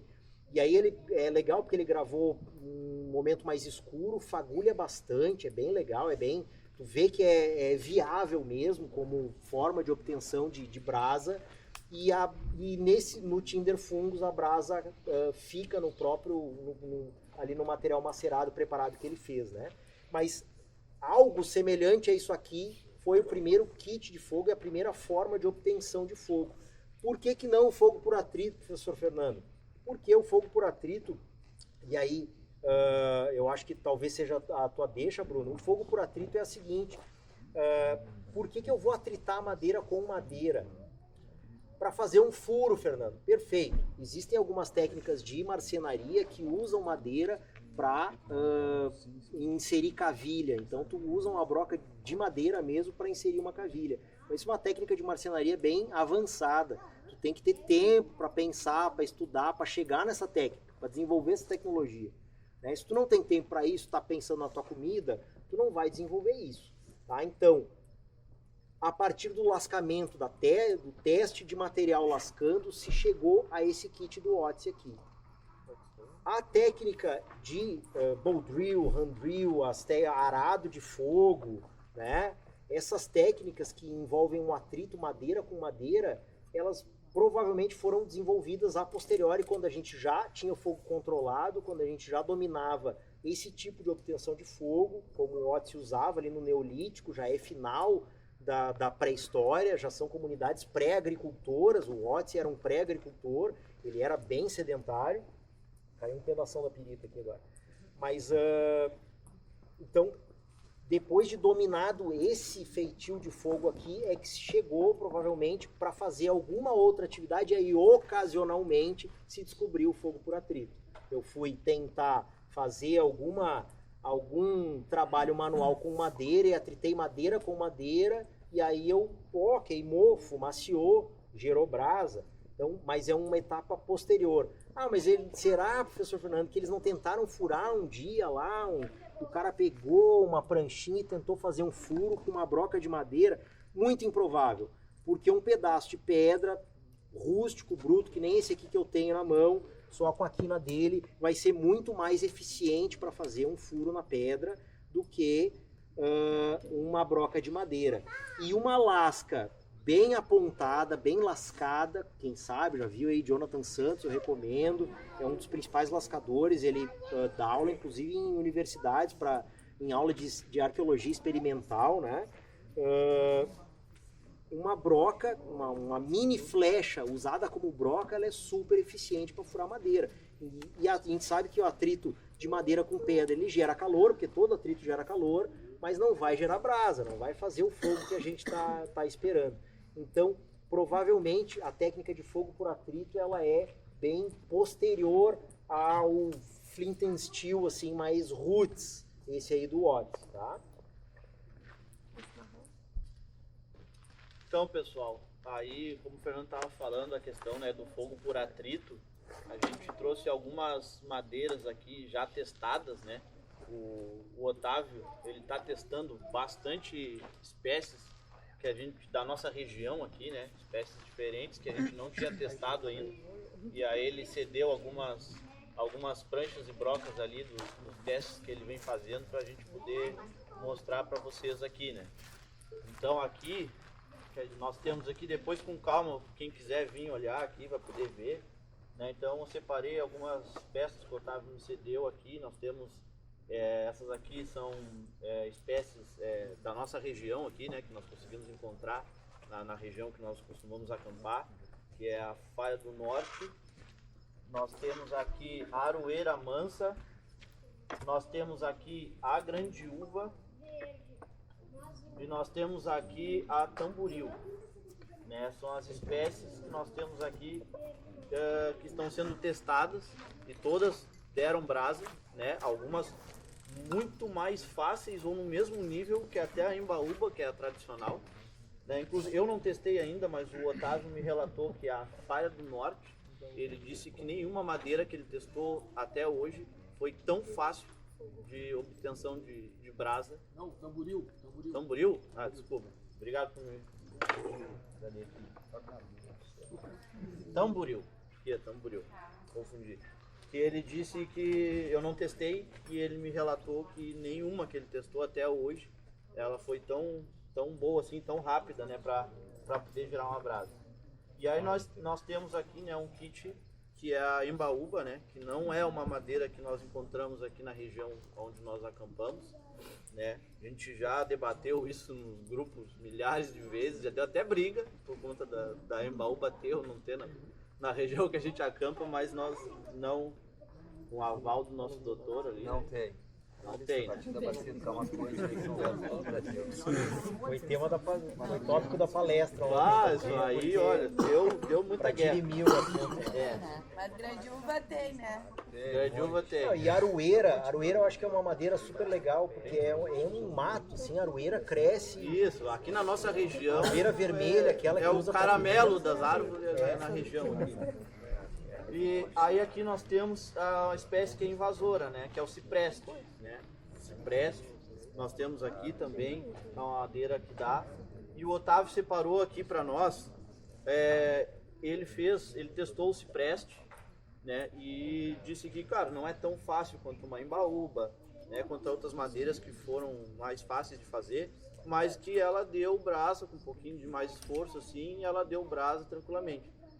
Entretanto, ele testou depois um outro pedaço de cipreste também, só que mais perto do cerne, né, da madeira. E aí ele disse que foi muito ruim de fazer.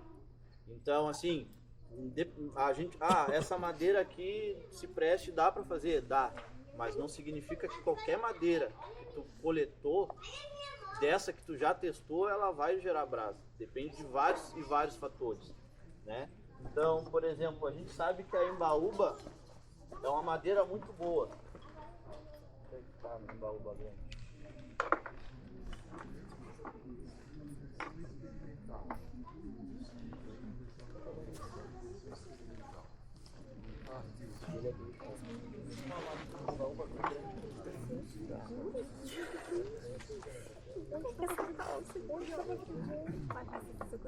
Aqui, achei. Madeira tá tudo camuflado.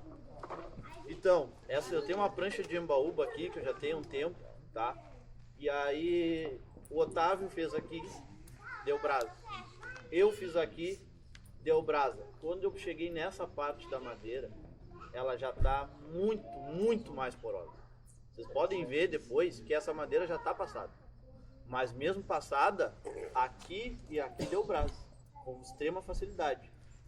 Aqui já foi, a gente foi quase se atravessou a madeira e só ficou aquele farelinho preto ali e não deu brasa. Então, aqui eu citei duas pranchas diferentes da mesma madeira. Uma deu brasa e a outra não. Tá? E aqui eu tô citando uma prancha só. Uma prancha só, e dentro dessa prancha teve locais que deu brasa e locais que não deu. Então, o legal do fogo, isso que é do mais experiente ao iniciante, cara, tu vai botar ali a prancha. Se eu vou fazer o furo aqui, eu nunca testei essa região da madeira, então eu não sei se vai funcionar, né? Então, é isso que eu acho que é o legal, esse dilema, sabe?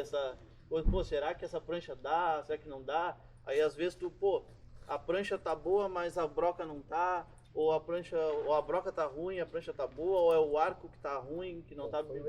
Qual foi o elemento? E tu fica ali pensando, cara, o que eu preciso ajustar? Ou às vezes as três coisas estão ruins, né? Então, esse dilema assim, de fazer o fogo, né? Que eu acho que é um estudo que a gente vai fazendo e hora dá errado e hora dá certo, e a gente vai fazendo essas pesquisas, né? E esse exemplo aqui, tanto esse exemplo aqui, quanto esse exemplo aqui do Otávio, das duas madeiras, eu acho muito legal para abordar essa questão, porque não significa que se tu pegou uma prancha e testou e ela tá boa, que os outros pontos dela vão estar bons também. Varia muito essa questão. Me permite só fazer uma observação.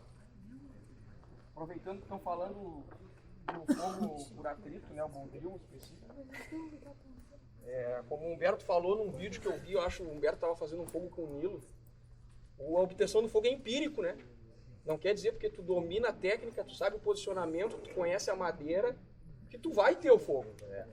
E que tu vai, às vezes, nem a brasa. Nem a brasa. E recentemente eu ouvi um comentário, eu até comecei a preparar um vídeo sobre isso, o vídeo ficou pela metade, eu não terminei. Um comentário que diz assim, ó, a galera do Bushcraft resolveu agora todo mundo fazer fogo por atrito. O Bushcraft é só fogo por atrito. Os caras estão perdendo a essência. Cara, se o cara não entendeu a essência quando tu pratica um fogo por atrito, esse cara aí não entendeu merda nenhuma, cara, com perdão da palavra.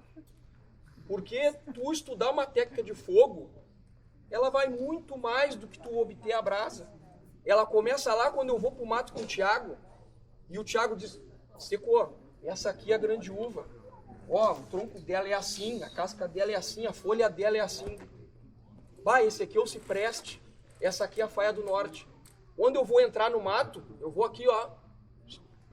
Começou a pegar... Aqui, essa aqui dá, o Thiago me disse que dá. A folha dela é assim, ó. Como é que é o nome científico? Ondulatus... De quem? Da faia do norte. Um cafezinho também, Phytosporus ondulatum. Viu? Já tô aprendendo até o nome científico. Então, cara, começa pelo estudo, a observação da flora. Tá? Aí depois que eu identifiquei a espécie, eu vou para como é que eu faço uma prancha e uma broca. E isso aí envolve o quê? Conhecimento da ferramenta que eu vou usar. Não é todo tipo de ferramenta que eu consigo preparar meu material. Então eu já começo a estudar as ferramentas de corte. O manuseio que o Humberto tanto ensina lá nas oficinas dele. Tá? Então como é que eu vou fazer para fazer minha prancha? Como é que eu vou fazer a cava ali depois na prancha para mim? E isso tudo é estudo. Isso tudo é estudo.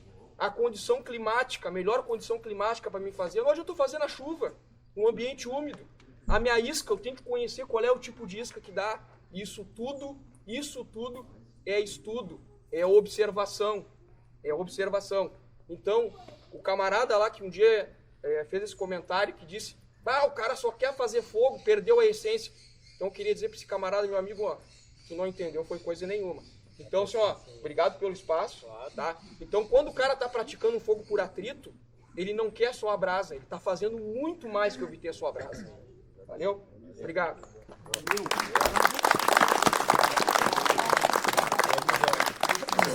Eu vi que ele tava lá, ele tava com o pezinho se coçando. Ele tava. É isso aí mesmo. A gente tá falando, eu reivindiquei, né, bastante essa questão de conhecer o ambiente, de estabelecer relação, conexão com o que tu tá mexendo, com a madeira, com o material, com o local. É isso aí, essa é a visão. Então, pessoal, continuando falando da questão, né, que a gente estava falando aqui, da observação de cada madeira, né? Então tem outro exemplo também que é diferente, que acontece muito. Por exemplo, isso aqui é uma prancha de pinos, né? E foi utilizado uma broca fina na prancha de pinos. Para fazer o bowl drill, que vai muita pressão, né? Acaba furando muitas vezes, atravessando a madeira, não sei se vocês conseguem enxergar, atravessando a madeira antes de conseguir a brasa, né? Isso significa que a madeira não serve? Não. Então precisa de ter uma outra observação para tu entender, então, é a madeira que não presta ou tem alguma coisa de errado no meu kit? É meu arco que está com problema? É a broca que está com problema? É a prancha que está com problema? Né? Claro, não sei se alguém... quando eu falo pro pessoal, a prancha, né? A broca e o arco que está ali em cima, tá? Então, como identificar, né, essa observação de estar repetindo várias vezes, né? Então, por exemplo, como é que foi modificada essa questão para conseguir obter a brasa? Só foi mudado de uma broca fina para uma broca grossa. E se conseguiu, né? Foi um estudo que o Otávio fez, que se conseguiu essa obtenção de fogo, né? Então, muitas vezes, né, a gente nos acampamentos e nos grupos a gente fica debatendo isso e, cara, as nossas brigas que dá não são poucas, mas são as nossas brigas que dá que saem os novos conhecimentos. É impressionante que quando a gente fala tranquilo, a gente parece que não está aprendendo. Quando a gente começa a brigar, parece que começa, né, a brigar no bom sentido, né, pessoal? Não é uma briga séria, né? Mas começa a discutir um com o outro. E aí, não, vou testar aqui, o outro testa ali, o outro testa lá. E a gente chega numa outra conclusão, né? Então é muito legal a gente entender isso, que não é porque eu recebi uma madeira que eu sei que é boa que vai dar certo. Depende ainda de vários fatores. E não só da madeira em si, mas também da umidade, né? Tem lugares muito úmidos que tu vai ter muito mais trabalho, né? E depende de vários fatores. Então aqui, pessoal, tem um ninhozinho aqui já preparado. Outra questão também, muitas vezes a gente, eu tenho uma embaúba aqui no caso, né? Que é uma madeira, talvez seja aí dos métodos de fogo primitivos, né? De fricção, talvez a mais usada, não vou dizer a melhor, mas talvez a mais usada hoje em dia, né? Que é a embaúba. Né, temos ela aqui já processada e temos ela aqui que não está processada, né, ela bruta. Né, ela tem característico esse furo aqui no meio. Né?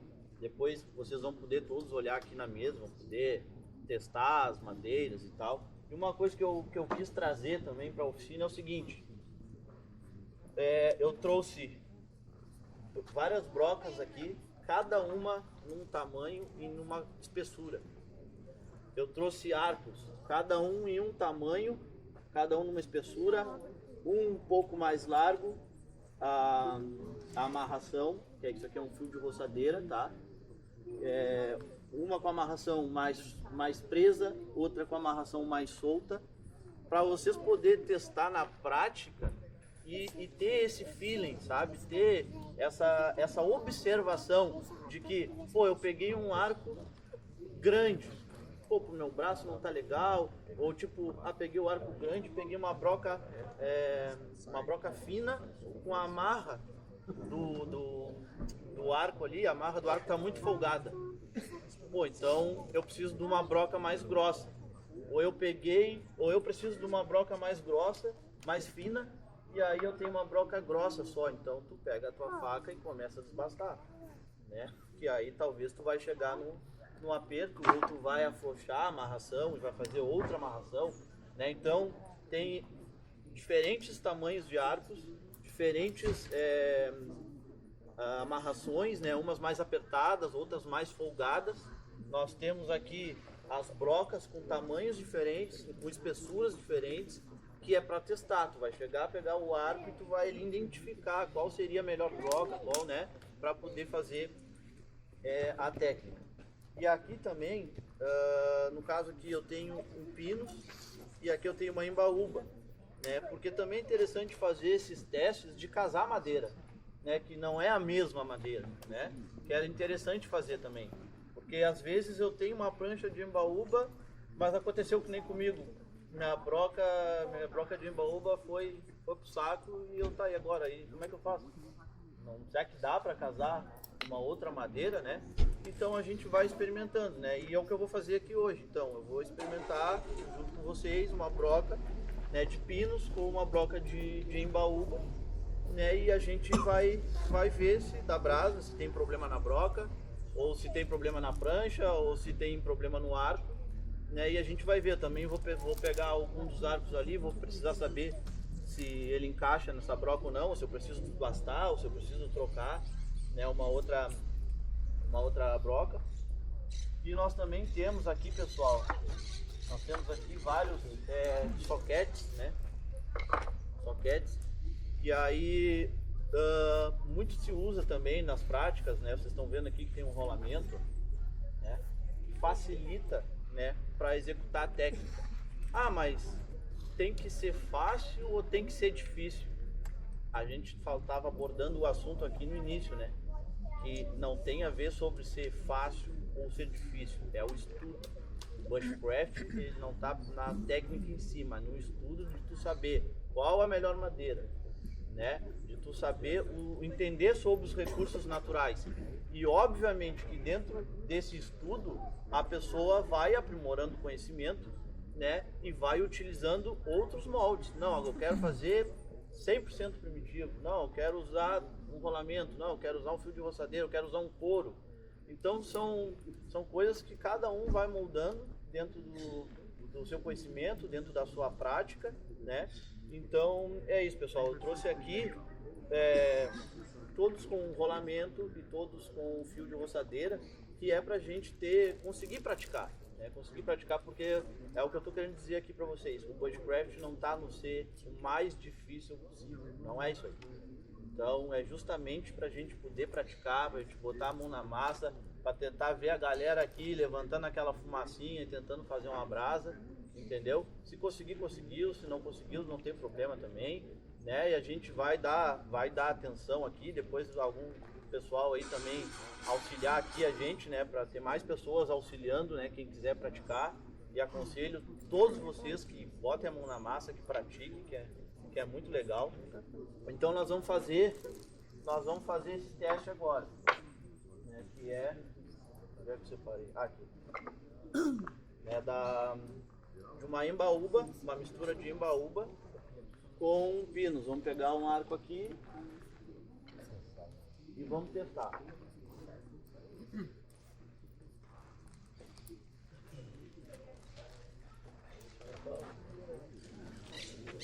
É que agora não é hora da brasa.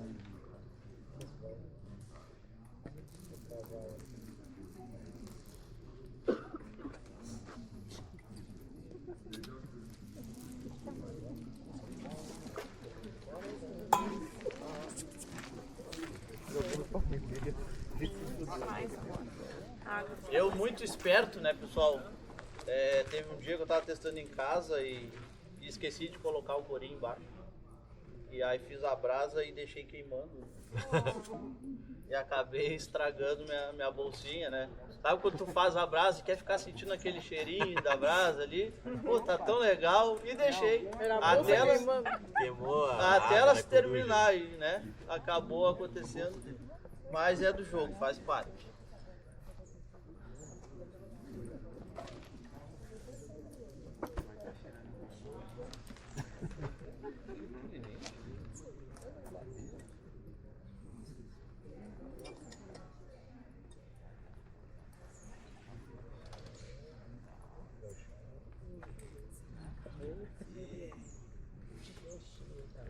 E aqui, pessoal, também, isso aqui não é um processo que a gente tem que acelerar, fazer a todo gás, querer fazer o mais rápido possível, preciso chegar no fogo, Como eu falei, muitas vezes a gente vem e começa a fazer e dá errado, tem que mexer na broca, tem que mexer no arco, tem que mexer na prancha, né? Então tem vários e vários fatores aqui que determinam para chegar nessa obtenção de broca, né? De broca não, de brasa, quer dizer. Então normalmente, pessoal, a gente costuma fazer um furinho com a faca aqui, né? Demarcar a madeira, porque para não, como a gente começa com pressão, quando o arco vai estar aqui com pressão, né? A madeira tá lisa aqui, então ela pode escorregar e dificultar o processo, né? Então muitas vezes a gente faz um furo, que é o que eu vou fazer aqui. Isso aqui, pessoal, depois todos vocês vão poder ver de perto isso, né? E as outras técnicas. Então, mas aqui primeiro terão outras técnicas também que a gente vai reproduzir, e aí no final a ideia é que todo mundo possa passear por aqui e brincar com a técnica que quiser ou com todos. Isso aí. Então a gente faz uma caminha, né, pra broca não ficar deslizando, né? que é a ideia.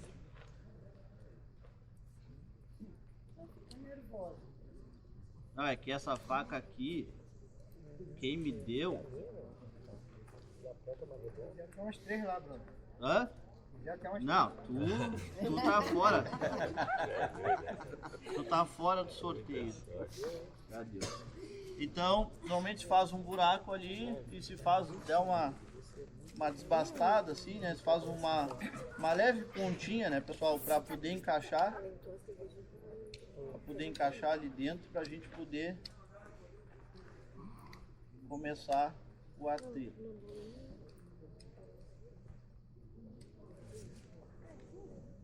Nem na hora depois do fogo de pederneira, eu acho que vai dar briga, mas tudo bem.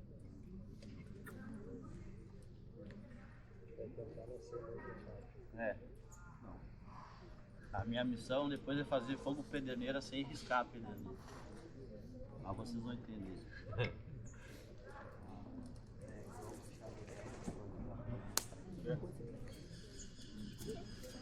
Ah, importante aqui, pessoal.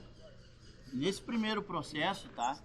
Nesse primeiro processo, não é para ter a obtenção da brasa nesse primeiro processo. Né? Aqui com a faca eu fiz uma cavinha para poder encaixar a madeira, né, para não ficar resvalando. Então eu vou começar o processo de fricção com a madeira para aumentar o buraco e deixar ali já no molde da minha broca, né? Vai sair uma fumacinha, mas ainda não é o momento de ter a obtenção da brasa, né?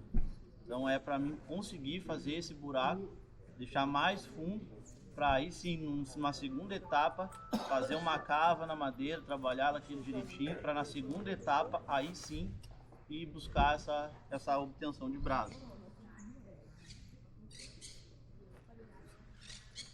Então eu tenho que saber se o meu arco, que é pequeno, tem outros maiores ali, né? É importante saber se esse arco dá com essa broca, né? Se não dá. Então muitas vezes, quando eu acabo girando aqui, que eu estou tendo um pouquinho de dificuldade, eu auxilio com a coxa aqui, ó, para poder girar, ó. Né? A coxa me ajuda a empurrar ele aqui para girar. A princípio, o torque tá bom. Lembrando que aqui não é para ter a obtenção de brasa ainda, tá, pessoal? Lembrando que aqui é para apenas fazer a cava que a gente precisa. Vamos ver se esse tamanho de arco ele é o suficiente, porque às vezes quando é muito pequeno acaba atrapalhando, né? E dando mais trabalho, fazendo mais força, né? Vamos lá.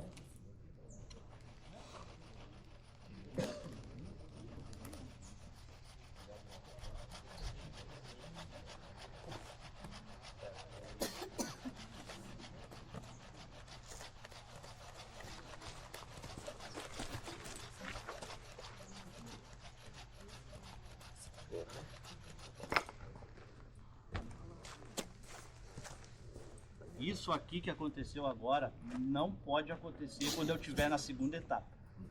Não pode acontecer. Na primeira etapa tá tudo certo. Mais um pulo do gato que faz uma diferença tremenda, que é pouco falado, que é o apoio do braço no joelho, né? Isso depois nós vamos demonstrar tudo direitinho para...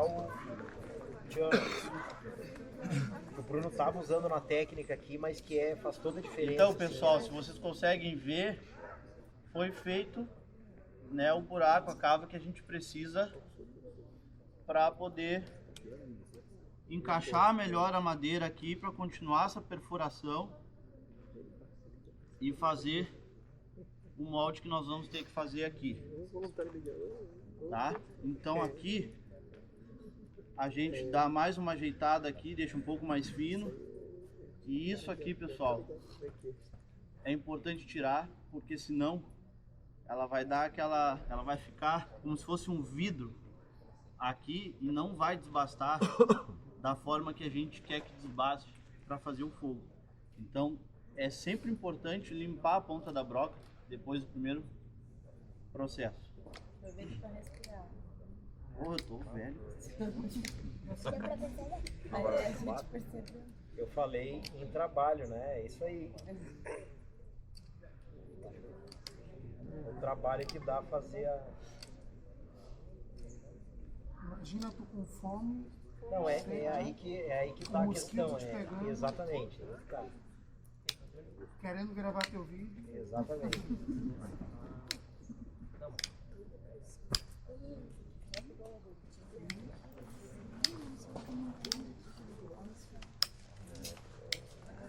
E é uma coisa que não adianta pular etapa, né? Tem que fazer do jeitinho que é, porque não... Exatamente.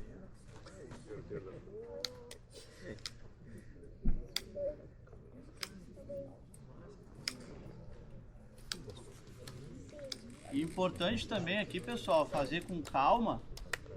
Além de ter um tempo para tomar o fôlego de novo, ainda mais no meu caso, que eu estou na correria e eu estou cansado. Se não der certo, a culpa não é minha. O legal disso aqui também de fazer calmo, pessoal, que é a questão da segurança com a lâmina, né? Porque aqui eu não posso estar fazendo um movimento onde eu deixo meu dedo na frente.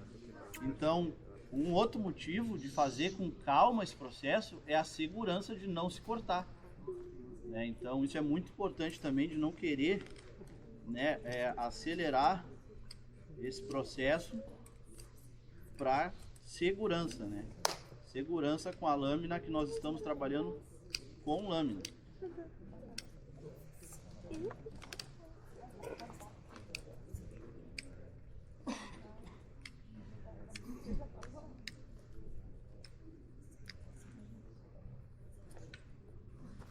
Aqui normalmente eu só dou uma rasgadinha nela aqui, quebrando. Deixar mais.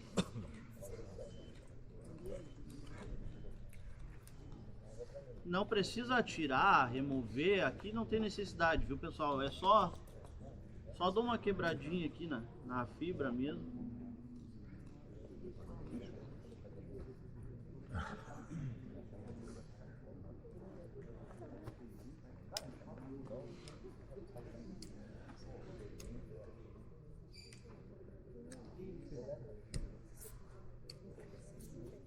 Podemos corrigir a outra ponta também.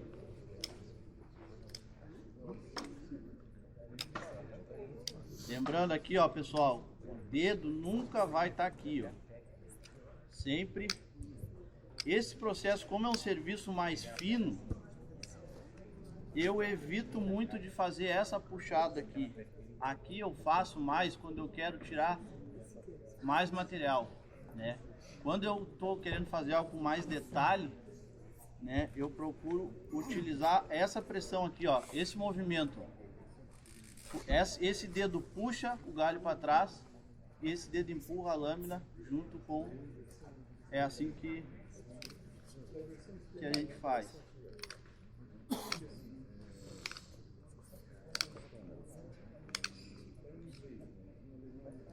Ah, mas eu vejo falar muito. Qual é a técnica que se usa para fazer esse tipo de corte na madeira? Qual é a melhor? Ah, fulano, eu vi o gringo fazendo de tal jeito. A melhor técnica é aquela que tu não te corta e vai chegar no resultado que tu precisa. Essa é a melhor técnica. Se tu não te cortou e tu conseguiu desbastar a madeira do jeito que tu queria, essa é a melhor técnica, né? Claro que existem, falando, né, de manuseio de lâminas, existem técnicas que a gente vai utilizar para não se desgastar um músculo do corpo apenas, né? Como a gente fala, muitas vezes a gente está com uma madeira e eu tô tirando uma madeira maior, né? E eu tô tirando o material assim. Eu tô usando muito do meu antebraço, né? Então, que nem eu falei, quando a gente tira um material assim, muitas vezes a gente está usando o braço, o peito, está com uma postura melhor, né? E consegue tirar material também.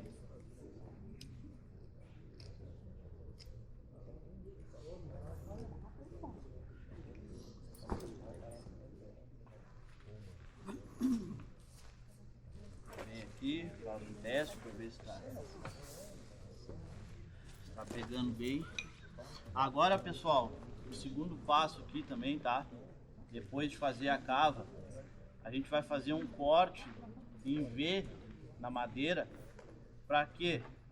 Para que possa, quando eu estiver fazendo o próximo processo de fricção na madeira, que ela possa ter lugar para escorrer. Porque senão eu vou fazer a fricção, vou furar, e essa brasa vai se espalhar e vai sair por tudo que é lugar. A gente quer direcionar essa fuligem para que ela vire brasa, a gente quer direcionar toda ela para um ponto só, para que ela possa acumular toda num ponto só e gerar uma caloria suficiente para gerar a brasa. Então a gente precisa direcionar para onde essa fuligem da madeira vai cair para que possa virar a nossa brasa.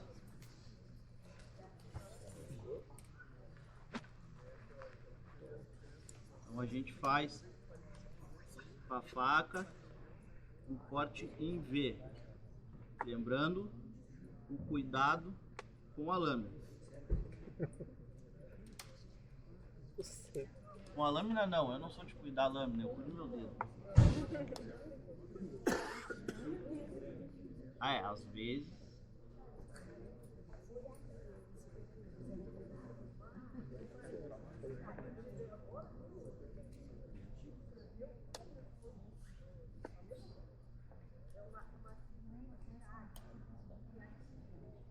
Eu sei que aí fica difícil de enxergar ainda, mas depois de perto vocês vão poder ver, né, o corte em V. E aí a gente entra e começa a desbastar para tirar o material.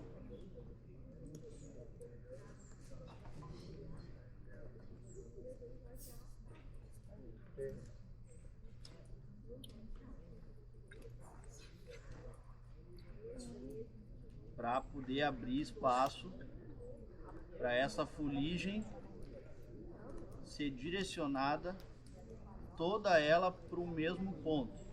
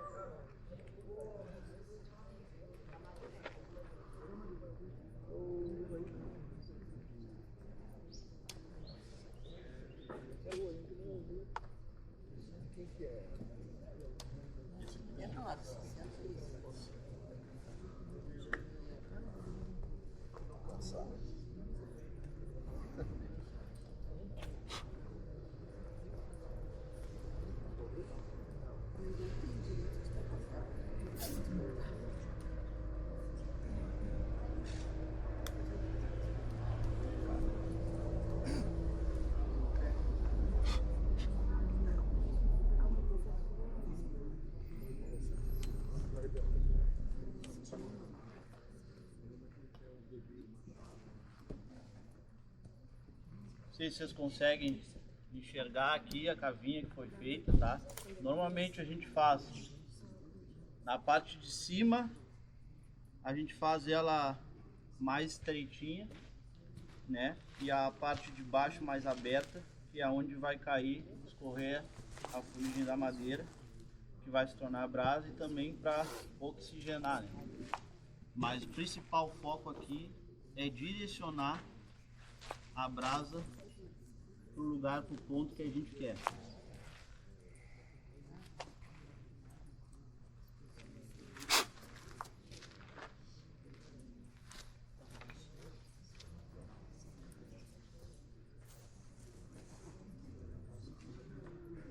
Esse próximo passo, pessoal, esse é o passo que a gente vai querer que gere a brasa. A gente quer agora que a brasa aconteça para a gente colocar no nosso ninho e começar a trabalhar a brasa dentro do ninho para que a gente possa acender a nossa fogueira.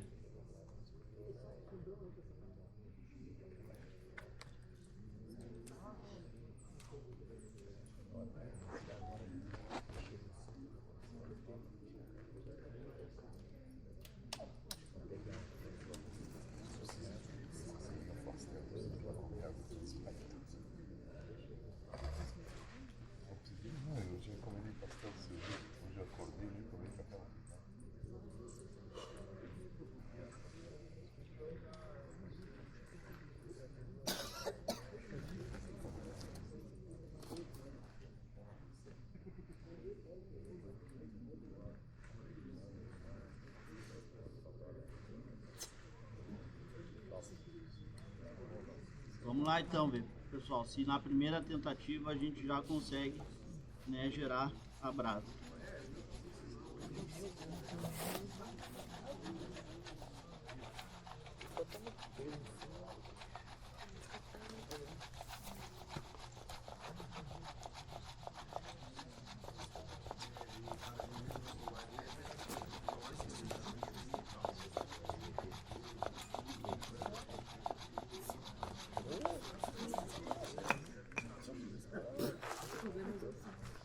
Deu errado, mas deu certo.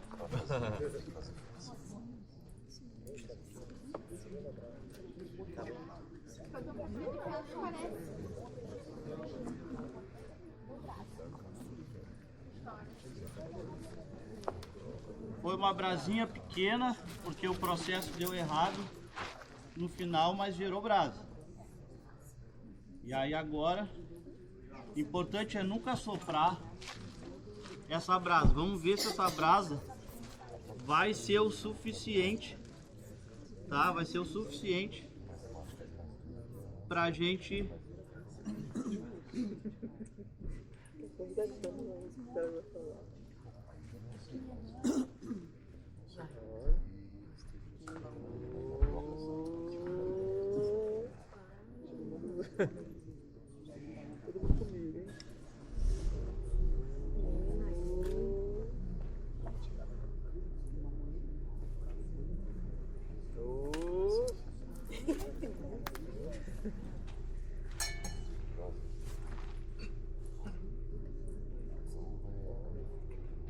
acho que deu muito curto.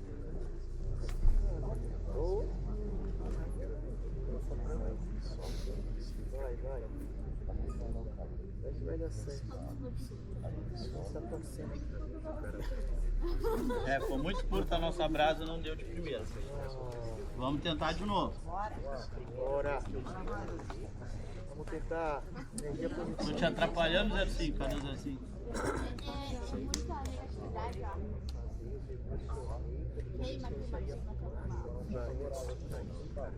Não, mas cara, isso faz parte do processo, é isso aí.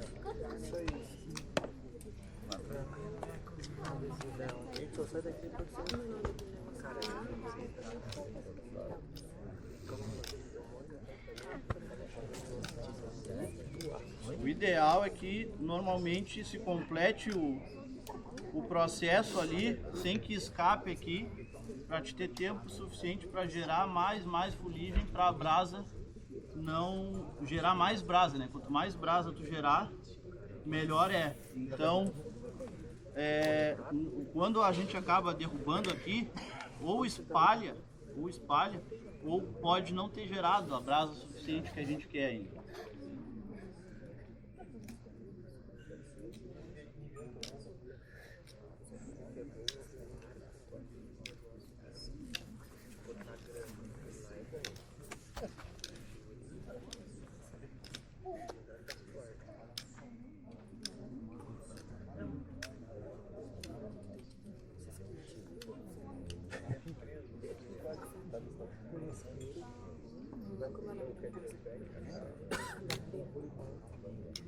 Não sei se tu falou, Bruno, mas é legal de tocar também a ponta da broca. Reparem que ele está fazendo ela bem mais arredondada, assim, com um formato mais plano, que ele quer justamente que na prancha tenha o máximo de atrito possível para acumular material e gerar calor. Por isso que tu fura com a própria broca, né? Exatamente. Que é para dar o molde que... Exatamente. E na ponta onde ele está apoiando o soquete, ele faz uma ponta mais fina, porque ele não precisa de atrito em cima, ele quer mesmo que ela escorregue, que ela gire, é só para firmar a broca e dar pressão nela. Então a ponta ele faz a ponta de cima do soquete bem apontada, parece um lápis, tá pequenininho mesmo, e a ponta mais arredondada para gerar o atrito e formar a brasa dele. E o negócio do joelho é uma grande sacada. Eu tentava fazer em casa, e segurava a prancha com o pé e rodava, escapava a broca, escapava tudo. No primeiro Moidu foi um divisor de águas para esse tipo de técnica para mim, porque o Cardoso ou o seu Ivo, na hora da instrução passou e apontou, não, tá, o teu erro está em não apoiar o antebraço no joelho, que ajuda a firmar. Então é a grande... é um divisor. E lembrando, pessoal, também estamos testando pranchas e brocas de espécies diferentes. A prancha é embaúba e a broca é de pinos, pinos, né? E é importante também, né, que os pinos não estejam num processo de apodrecimento, né? Porque o pinos ele apodrece com muita facilidade. Mas é isso. A gente sabe que dá para fazer e a broca tá boa. O pinos também aparentemente tá bom. É mais a questão da gente conseguir acertar a técnica sem deixar escapar, né, pessoal?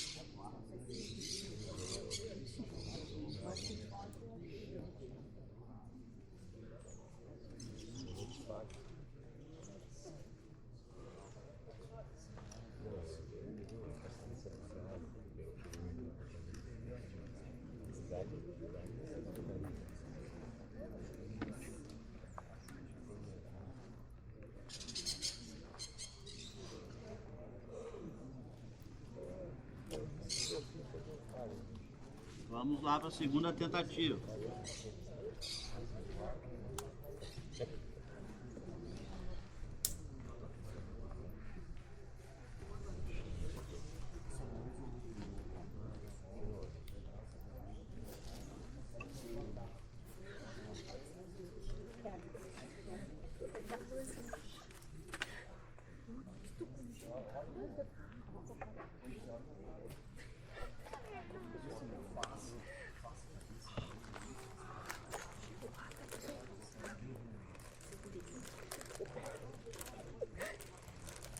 Vocês me avisem quando tiver a brasa, tá? Vai ser quando vocês falar, tá? Posso ficar aqui a tarde inteira fazendo a função. Até parece. Até parece.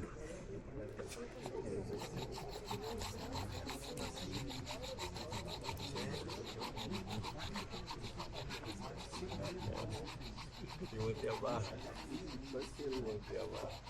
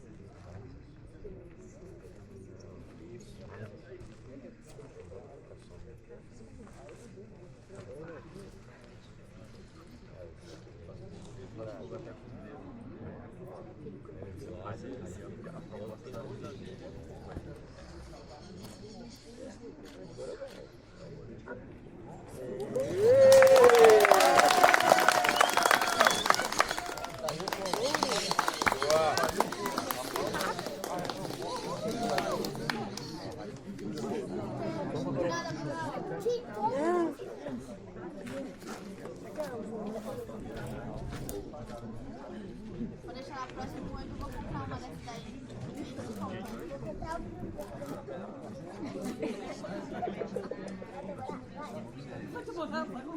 Tô me sentindo na Dora Aventureira. Vamos assoprar, meninas? Talvez que eu continuar com ele.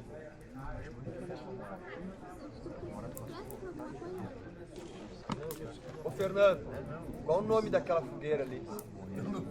Essa aí chama invertida. A gente está queimando por cima. A gente vai falar delas depois, assim, mas aquela ali é invertida. E a gente está queimando ela por uma razão especial, inclusive, assim, que é a característica natural dela. Né? A gente escolheu ela para queimar. Acho que eu preciso do gostar.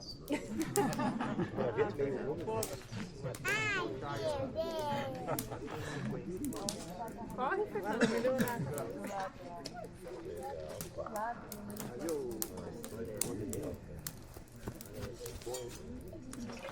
Amor, eu lavo depois.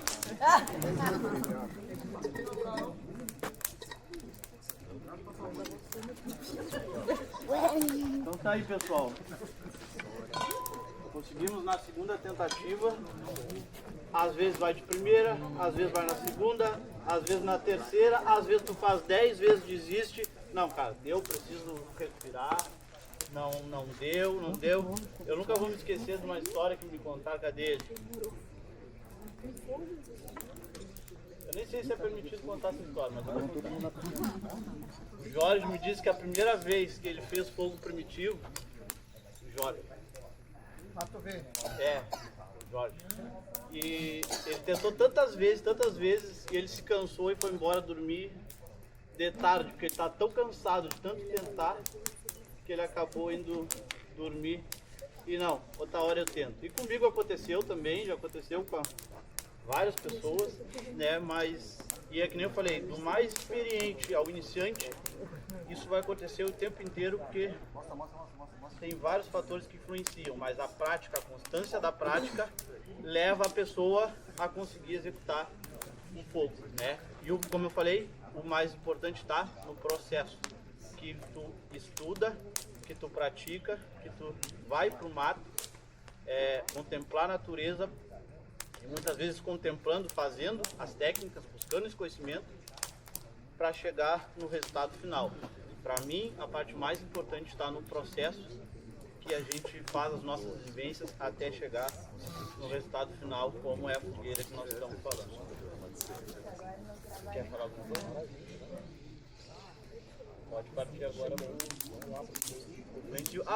Ia esquecer uma questão. A gente resolveu acender na fogueira invertida